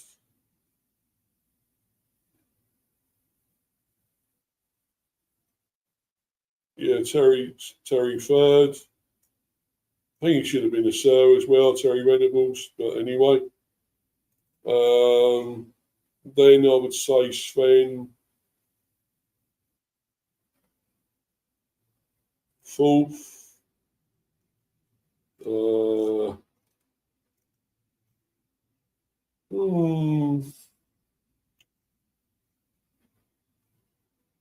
Yeah, I'll leave Roy there. Boy. I think he got us to more than the others. Done a bit better than, well, obviously Capello, McLaren. Maybe, I think, should I put Graham Taylor next? Well, he only got us to the group stage, didn't he? Took us to that.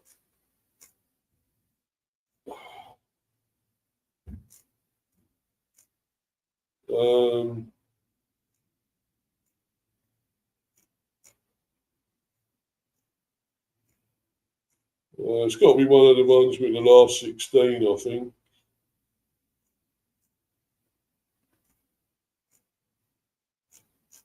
Yeah, last 16.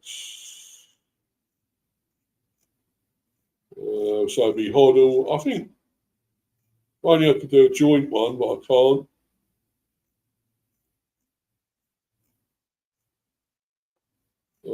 It's got to be outside. Put Hoddle next, I think.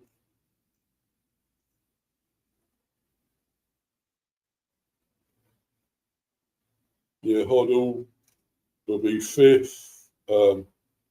Sixth.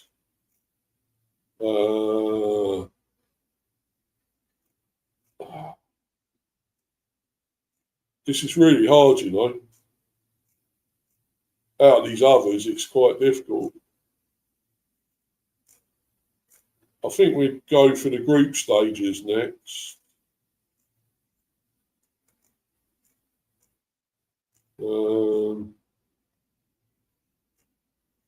Yeah, the group stages, I think. Oh, sorry, actually, Capello, because he did get last 16.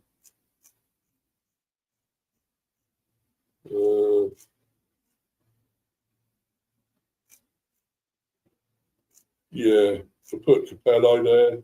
Oh, he's already there. 7th. I'll put Graham Taylor, should I? Definitely not McLaren.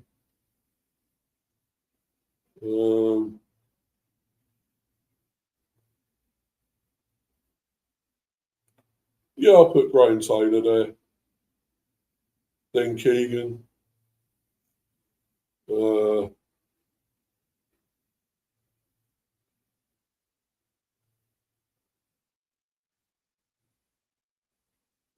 Okay, I'm putting McLaren last. Absolute Wally. On strength of these are two good men. Well, Don Revy was actually a really good manager. So I'll put him next. Ron Greenwood. Well, was decent manager. Actually, he got us to the group stage, didn't he? And second group stage as well. So actually, I think Ron Greenwood probably ahead of Keegan, actually. Yes, then Keegan, then Don Revy, then Steve McLaren. Yep. So, yes, Southgate top, Sir Bobby Robson second, Terry Venables third, Sven-Göran Eriksson fourth, Roy Hodgson fifth, Glenn Hoddle sixth, Fabio Capello seventh, Graham Taylor eighth, Ron Greenwood ninth, Kevin Keegan 10th, Don Revy 11th, Steve McLaren 12th.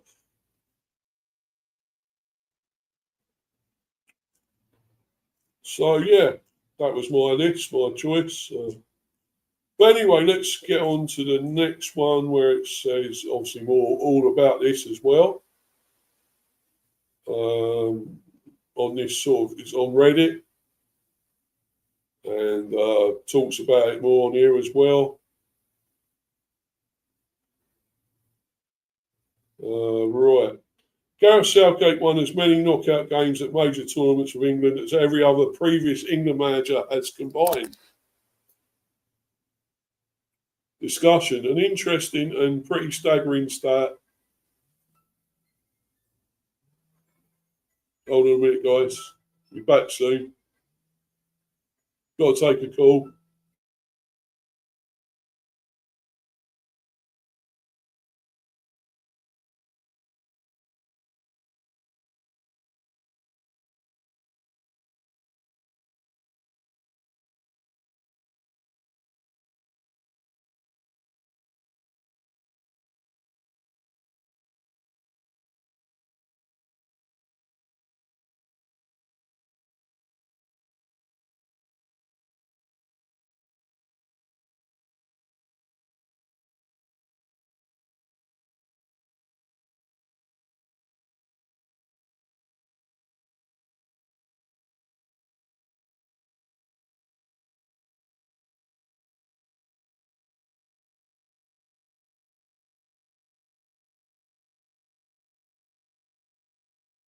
Sorry, guys, I had to take a call quickly. Anyway, I'm going to get on with this fairly quick now because I've got to go as well.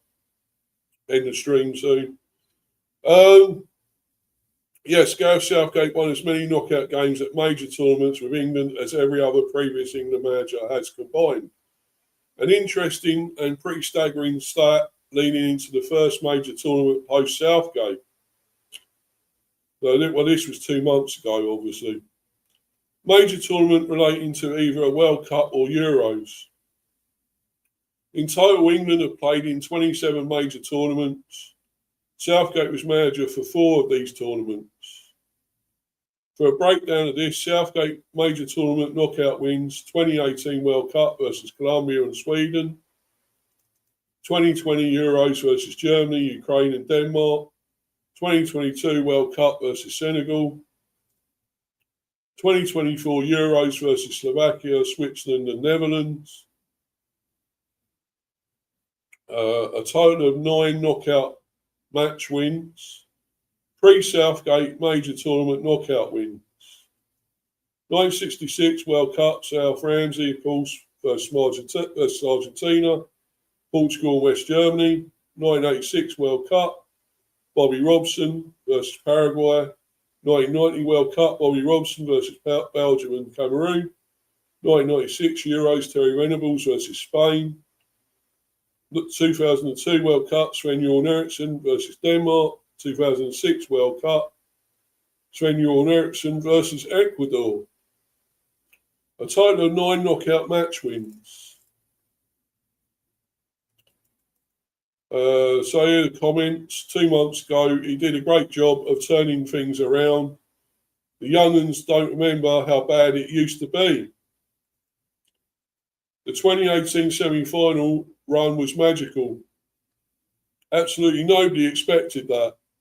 Got the whole country back in the team. It was so great watching it in Holloway. And you hear everyone in the flats and houses around erupting when they scored. It's sad how close it got without getting a tournament over the line. They made them actually competitive for the first time in over a generation, and it was amazing. So obviously on about Southgate. Yeah, it really was a breath of fresh air. I actually believed for the first time as an adult that we could win something. We won a penalty shootout, crying out loud. There's so much revisionist history about how we had to win the World Cup. Our starting 11 was hilarious looking back, and only 2 years post Iceland. Infuriates me when people say he had an easy draw or an amazing squad. We had amazing squads in 98, 02 and did fuck all. Exactly. He wasn't a good tactician, but he was a fantastic manager, building a squad and a team with a singular purpose. 2021 Euro loss really hurts. Team just fell into their shell after the goal we should have won. 2024 was a tournament too far, and he still got to the final. Years of utter dross, we complain about 2 finals and a semi-final loss. I'm certain with another manager it would have been the usual turgid performances, and now at round 16. Hopeful for this year, but let's see. Yes, you were hopeful, but unfortunately, we all know it's gone wrong again. 2002 was hardly an amazing squad. Minis. I don't know who that. Miles. I don't know who that is. Sinclair, Dyer, and Vassell were regulars. Dyer had a bit of height, but was never really up to it. 1998 was better-ish, and Hoddle utilised it well to counter a changing world in terms of styles. 2004-06 had immense high-profile 11s, especially the back four. That's why they were always able to drag out the games-winning holes. 2006 especially, but no way near the depth Southgate had. 2020-24, not even close. And more key, Kane never got injured, though I suspect he was in 2021. They took Rooney twice, but he should have sat out. They took Rooney twice when he should have sat out. I think the 98 squad was pretty great, sorry. Seaman was at the peak of his powers. Adams and Campbell in defence. Inks was still great in this period. Beckham, Scholes, Anderson in midfield. Shearer wasn't in the form he'd been in 96, but was still scoring, and Owen was on fire. We also had Southgate, Batty, McManaman and Sheringham and Les Ferdinand as options on the bench. I feel like it's as good, if not better, than anything Southgate had. I honestly think without that red card, we'd have won the World Cup that year. Come on, man, we lost to Argentina, who lost to Holland, who lost to Brazil, who lost to France. This is an insane take.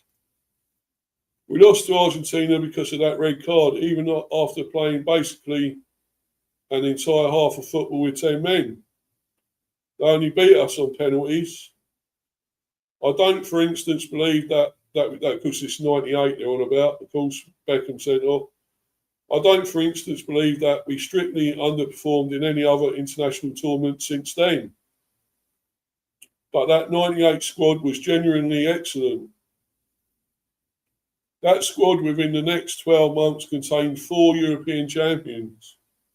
6 if you extend it out to 24 months. The Premier League's all-time goal-scoring record holder at the peak of his powers and an incredibly solid defensive base.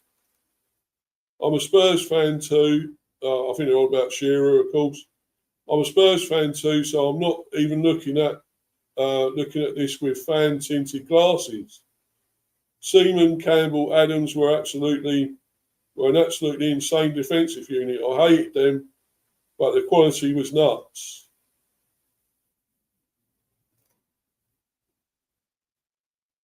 Yeah, so Mills they're on about. Yeah, I thought it was Mills. Vassell, yeah, remember Vassell. Yeah, there's loads of comments there. I'm not going to go over all of them.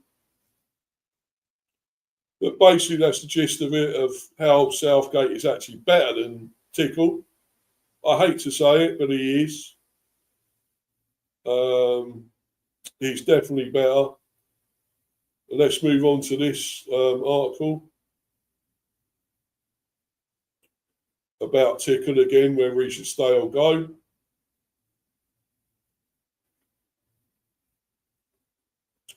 I was on the fence. This was 8 hours ago.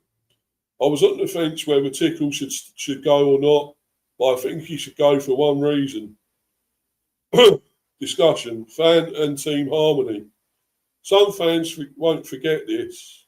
It will either be at the front of their mind at the next tournament, or it will come back to mind once we start going defensive against another team again.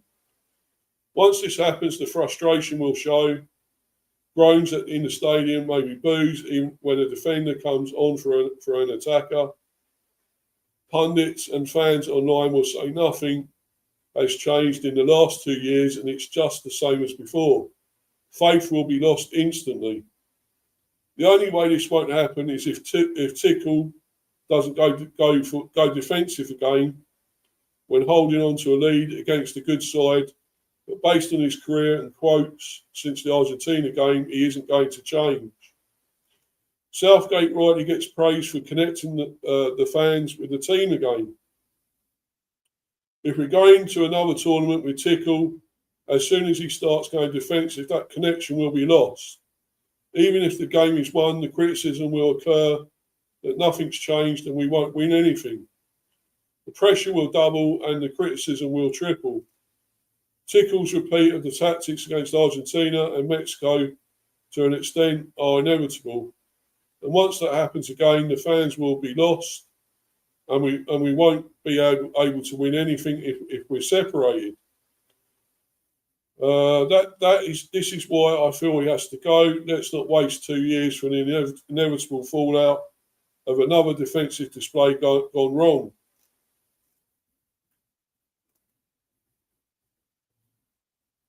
Yeah, I'm not going to go through all these comments, but I will. Yeah, let's just try and do one or two, a few others. Other than Croatia and Mexico, he never got us playing to their potential. Got lucky against DR, to not go 2-0 down, and Kane scoring a bit of a belter. Did nothing against Ghana, yeah, barely showed up against Panama. Had Norway got that second, we'd probably have lost. From what I saw of games before the World Cup, we didn't exactly look good under him. I just got the impression he thinks himself a tactical genius, always changing the positions and formation, but it just looks and feels messy to me. Yeah. Funny enough, yeah. Mention Messi again, shall we? Then against Argentina, he just just went all out Sunday league tactics. Didn't rate him at Chelsea either. If Tickle came out and owned it, said he made a human mistake, it'd be easier for everyone to move on. Instead, he's saying no regrets and talking about how it's the best game we played. Exactly, 100%.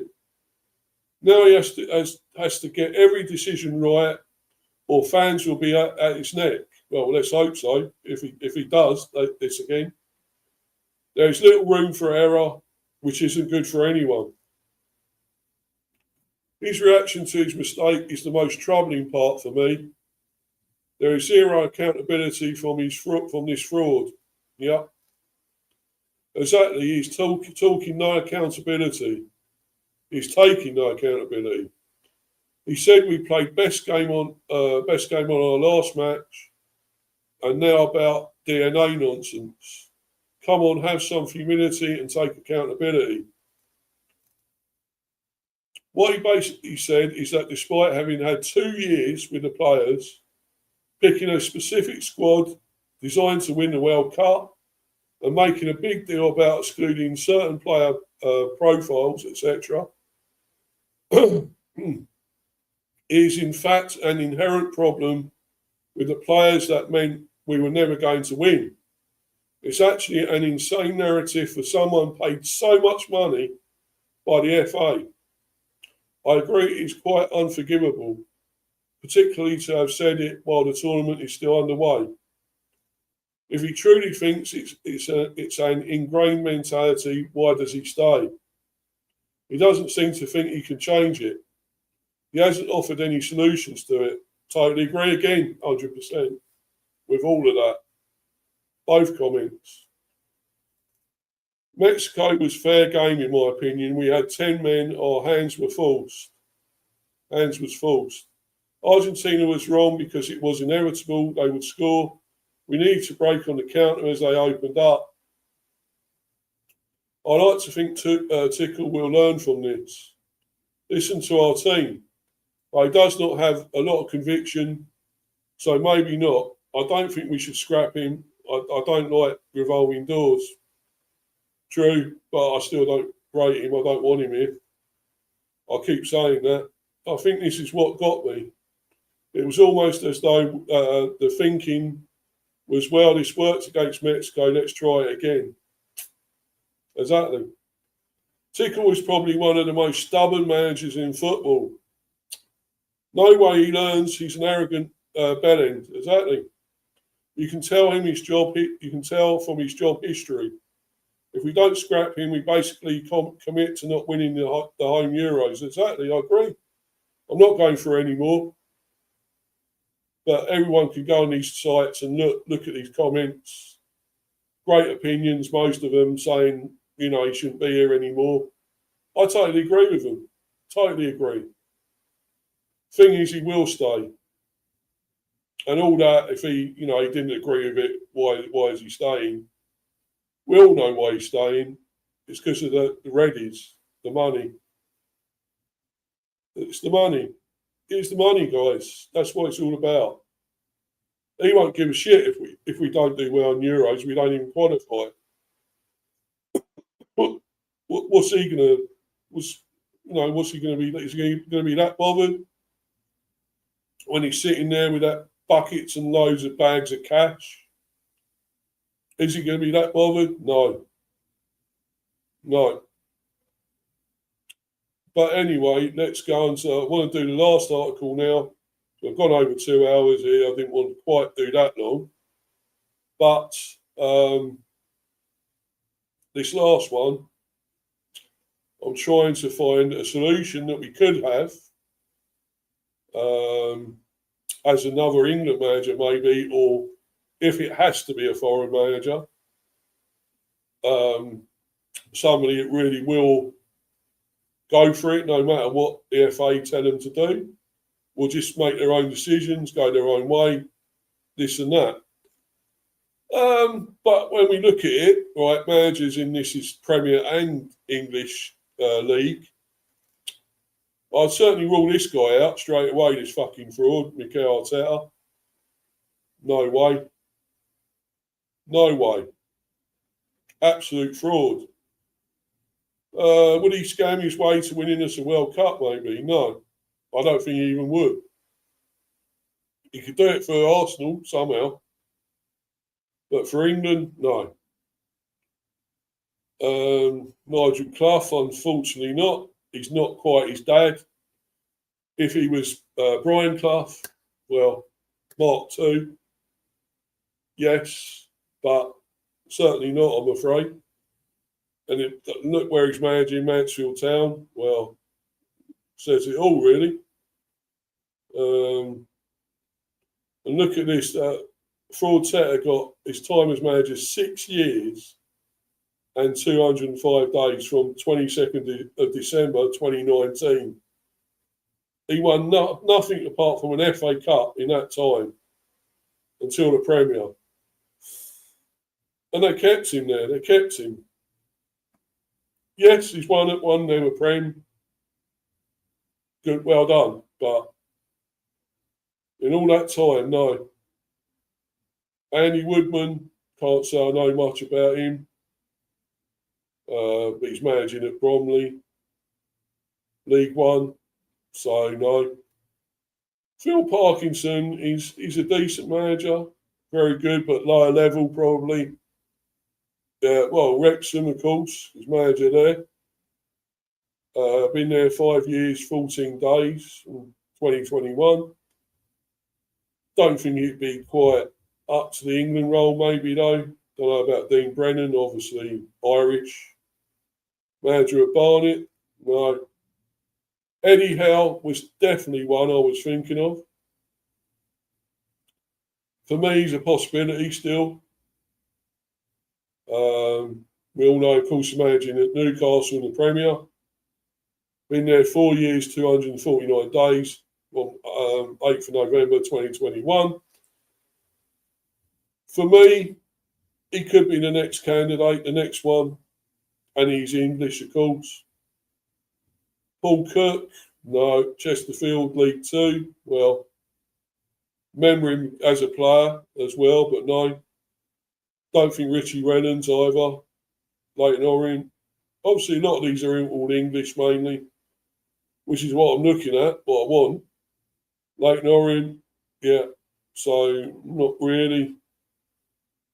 Johnny Jackson at Wimbledon, League One, no, probably not. Well, we're going foreign. You know Emery. I rate this guy. I really rate him as a manager. Obviously, manager of Aston Villa since 2022, 3 years, 256 days. I would say him, maybe.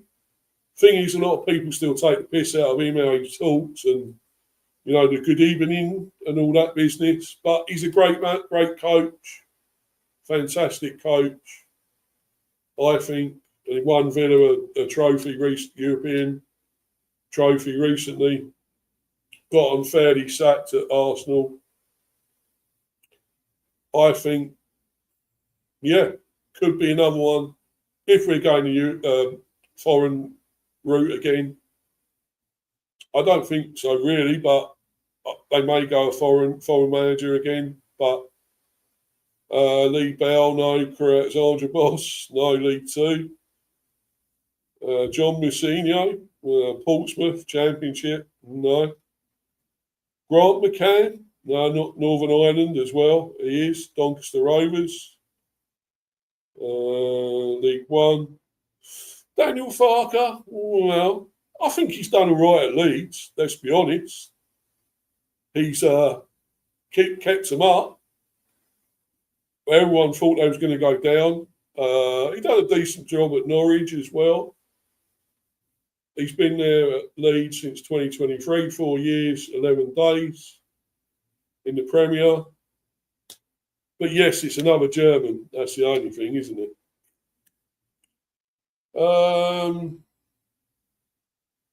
Mickey Mellon, Scottish. Well, no, Oldham Athletic. League Two, 2 years, 275 days. I don't really want to manage England, would he? Scottish Graham Alexander was decent. I thought decent player, manager, not bad. But with Bradford, League One, and David Artell, Gibraltar. Don't really say. Oh, yeah, I do sort of remember him as a player. Lower League again, I think, Grimsby Town. Yeah, not really. Danny Cowley is highly rated, but lower league again, Colchester United League Two. Nathan Jones, no, he's been around so many teams, not lasted. Welsh as well. No. John Doolan, no, don't know about him. Manager Atkinson Stanley, who were they? Exactly. Now get off. Alex Ravel, no. Stevenage, no. Chris Davis, Wales, no. But Birmingham City, Regis Lebris, French. Very good job he's done at Sunderland, I must admit. 2 years, 14 days. I've never really heard of him. Been there since 2024. Could be a decent one. Could be. Although, yeah, yes, foreign, French again. I don't think Kevin would like it if he goes. No, Kev, the Sunderland supporter. Comes on my channel, in my obviously live chat. I don't think he'd like that if he goes. Fabian Hertzler, another good young manager, of course, German again. He's done a decent job with Brighton. Been there since 2024. 2 years, 13 days. Paul Heckingbottom, another English manager, Preston North End, not really, Championship. Ian Holloway, no, can't say him either, at Swindon, League Two. Lampard was actually another one I was actually thinking of, Frank Lampard. Why not him? He's actually been very good as manager. Got Coventry City up. Yes, okay, he had a disaster at other teams, Chelsea and so forth, as manager. But he's been manager for a little while now at teams, and he seems to have got better, I think. And he knows the England setup. He knows the players. Well, okay, there's not players that he plays with anymore are there, but he does kind of know the setup, I think. So for me, that could be an outside one, a dark horse, really. Out of the box one, really. But I think he could be worth considering. He's been at Coventry now 1 year, 229 days, so since 2024, and now in the Premier League with Coventry. Gary Bowyer, another one is decent, but don't think up to the England job. Burton Albion, League One, of course. Alex Neil, Scottish, another decent manager, done brilliant with Millwall. But no, wouldn't want to manage England. Mark Robbins is another good candidate, to be honest. I think he could be good. He's done a good job in most teams wherever he's been. I think he done that, with, who was it with before? Done really well, and they sacked him. Coventry, of course, Coventry. Got them going well, and yet they still sacked him. So, I don't know, he could be another outside choice. Manager of Stoke now, of course, 1 year, 195 days since 2025. So, another one for me, Robbins, with Lampard and Eddie Howe. So, at least 3 there. David Moyes, no, I can't see it, and he's Scottish. He's a good manager. A little bit defensive might be the issue. 1 year, 185 days at Everton since 2025. Stephen Schumacher, another English manager, don't really know much about. Bolton. No. John Eustace was a player. I remember him, and not a bad manager. Manages Derby now in the Championship. No. Neil Harris, not really. I don't think either. Cambridge United in League One. Gareth Ainsworth, no, not really. Gillingham League Two. Paul Warne, not really. Sergei Yakirovic, Bosnia, now manager of Hull, of course, in the Premier League as well, but with that, so obviously foreign again. Tom Cleverley, he's been around a lot of teams as a manager lately. I'm not so sure about him. No, he's got experience as a player. But no, he's played in the Premier, of course, but no, Plymouth now. With them, Barry Murphy, no, Irish, no, Cardiff. Martin Patterson, Northern Ireland, no. Julian Stefan, France, well, manager at QPR. Bought a pound of rubbish. And a certain Keith Andrews, look. Surely he wouldn't be given the England job. No, I don't think so. Yes, he's done well with us for one season. One season. Got us ninth. Nearly Europe. Could he be a good candidate? I'm not so sure, though. So he's been with us now 1 year, 18 days, since 27th of June, 2025. No, I don't think we should go for him, unfortunately, but Henrik Pedersen, Denmark, well, another foreign one, not sure. Sheffield Wednesday, that's a tough job, let's be honest, League One. Stuart Maynard, England, York City, no. Chris Wilder, got Sheffield United up to the Premier a lot of times and back down again, though. In the Championship, no. Michael Duff, Northern Ireland, no. Nuno Espirito Santo, yes, another foreign one. Took West Ham down, though. Been there 291 days, not sure about him either. Steve Cottrell, not really. Jack Wiltshire, no, probably not. At Luton. Although we know he's played in the Premier, he's played for Arsenal and everything, but don't make him a great manager. Ian Evatt, no. Blackpool. Liam Richardson, no. Luke Williams. Tonder Ecker, another German. With Southampton, we all know what happened with them. It was a bit dodgy what happened there, the Spygate thing. So probably not him either. Philippe Clement, Belgium, not at Norwich. Not really. Vitor Matos, Portuguese at Swansea. Kim Hellberg, Sweden at Middlesbrough, no. Steve Evans, another Scottish one, no. Bristol Rovers. John Brady, Australian, Port Vale. Michael Carrick, no. He's at Man United. I don't think he'd want to take the job, will he? Surely not. 183 days, although his credentials are pretty decent as a manager. Matt Lawler, England, no. Gavin Cowan, Gary Caldwell, James Morrison, Matt Taylor, Colin Kazim Richards, Turkish, of course, no. Roberto De Zerbi, just taking the Spurs job, Italian. Do we want another Italian? No. Daniel Stendhal, another German, of course, and Barnsley.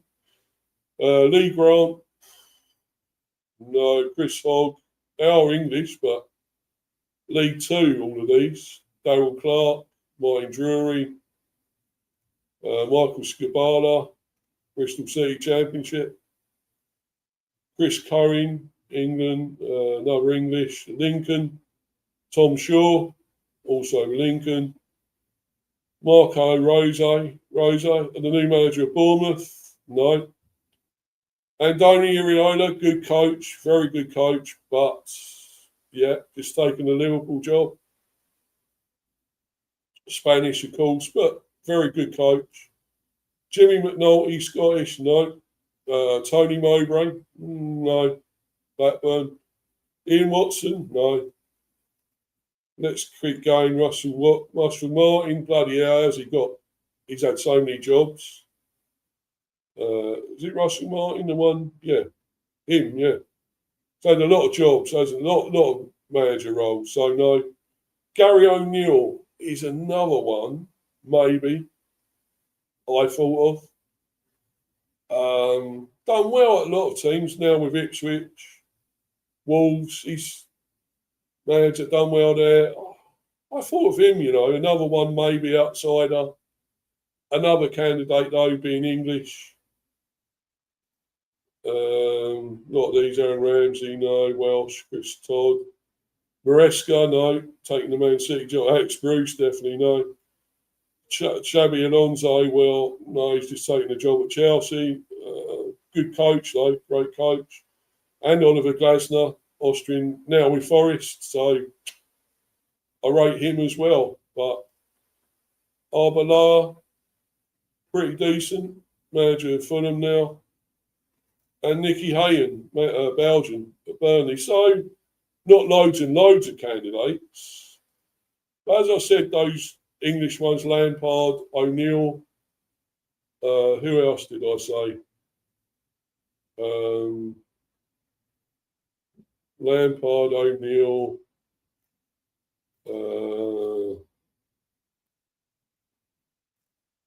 trying to think.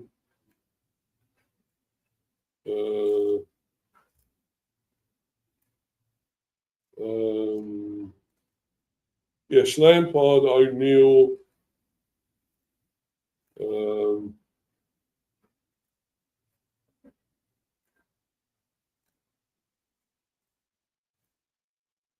sure, I said a couple of others.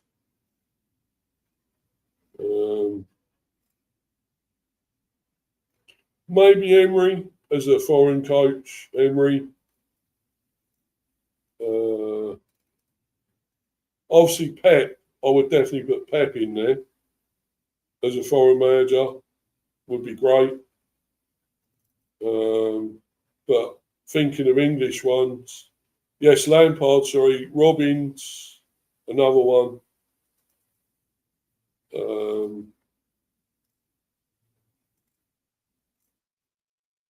And of course, I said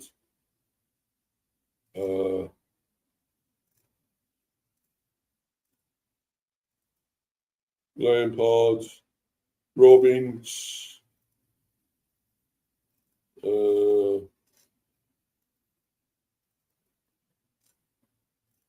Lampard, Robbins, O'Neill. Yeah, mainly them as the English, Robbins, Lampard, Robbins, and O'Neill, the main English. For me, it is tough, but they are sort of the more outstanding ones I can think of at the moment. And Eddie Howe, as well, Eddie Howe. Probably would have him top of that, Eddie Howe. Then Lampard, then O'Neill, and then Robbins, maybe. Or Robbins, then O'Neill. And then one actual foreign, or two foreigns, I definitely could have Emery and Guardiola. Would be if we had to go for foreign again, they would be the two, I would say, Emery and Guardiola. If anyone wants to put any comments on here, guys, who you'd want, or anyone else you can think of, other English or, I suppose, foreign, leave them as comments on here. I'm going to go though. I'm going to bounce, guys. I've been on here too long now. 2 hours 32. It's a long time. Longer than I thought I would be, to be honest. But the upshot of this all this, I think he's got to go. All these excuses, all this other shit, DNA and that sort of bollocks. No, don't cut it. Don't cut it. And you can't, if you're that great a coach, you don't make these excuses. And I'm not going to back him. Tommy Tickle, he's not getting my backing. I'm not bothered about the third place playoff tonight. I couldn't be bothered. I'd rather watch the paint dry on a wall. No. I probably will watch the final tomorrow. Definitely. But Tickle and England are dead to me. They're dead. Sorry. They're absolutely dead. Until this changes, and it won't. Because we've got him for the Euros, the Euro qualification, so good luck. Hey. For those of you that want to follow him and still keep going with him, go for it. But if you want to be pissed off and depressed and fed up with things, well, that's the way to go, isn't it? Keep going with this guy. And I don't care what some people will say. And by the way, I'm not digging out people. I'm not digging out Manny or anyone like that. Other people, professionals, ex-pros have said it. Andros Townsend and people like that have all said it. I'm not digging out any of these people. They've got their opinions. They think they're okay. They think they're right. I don't share that opinion, and I never will.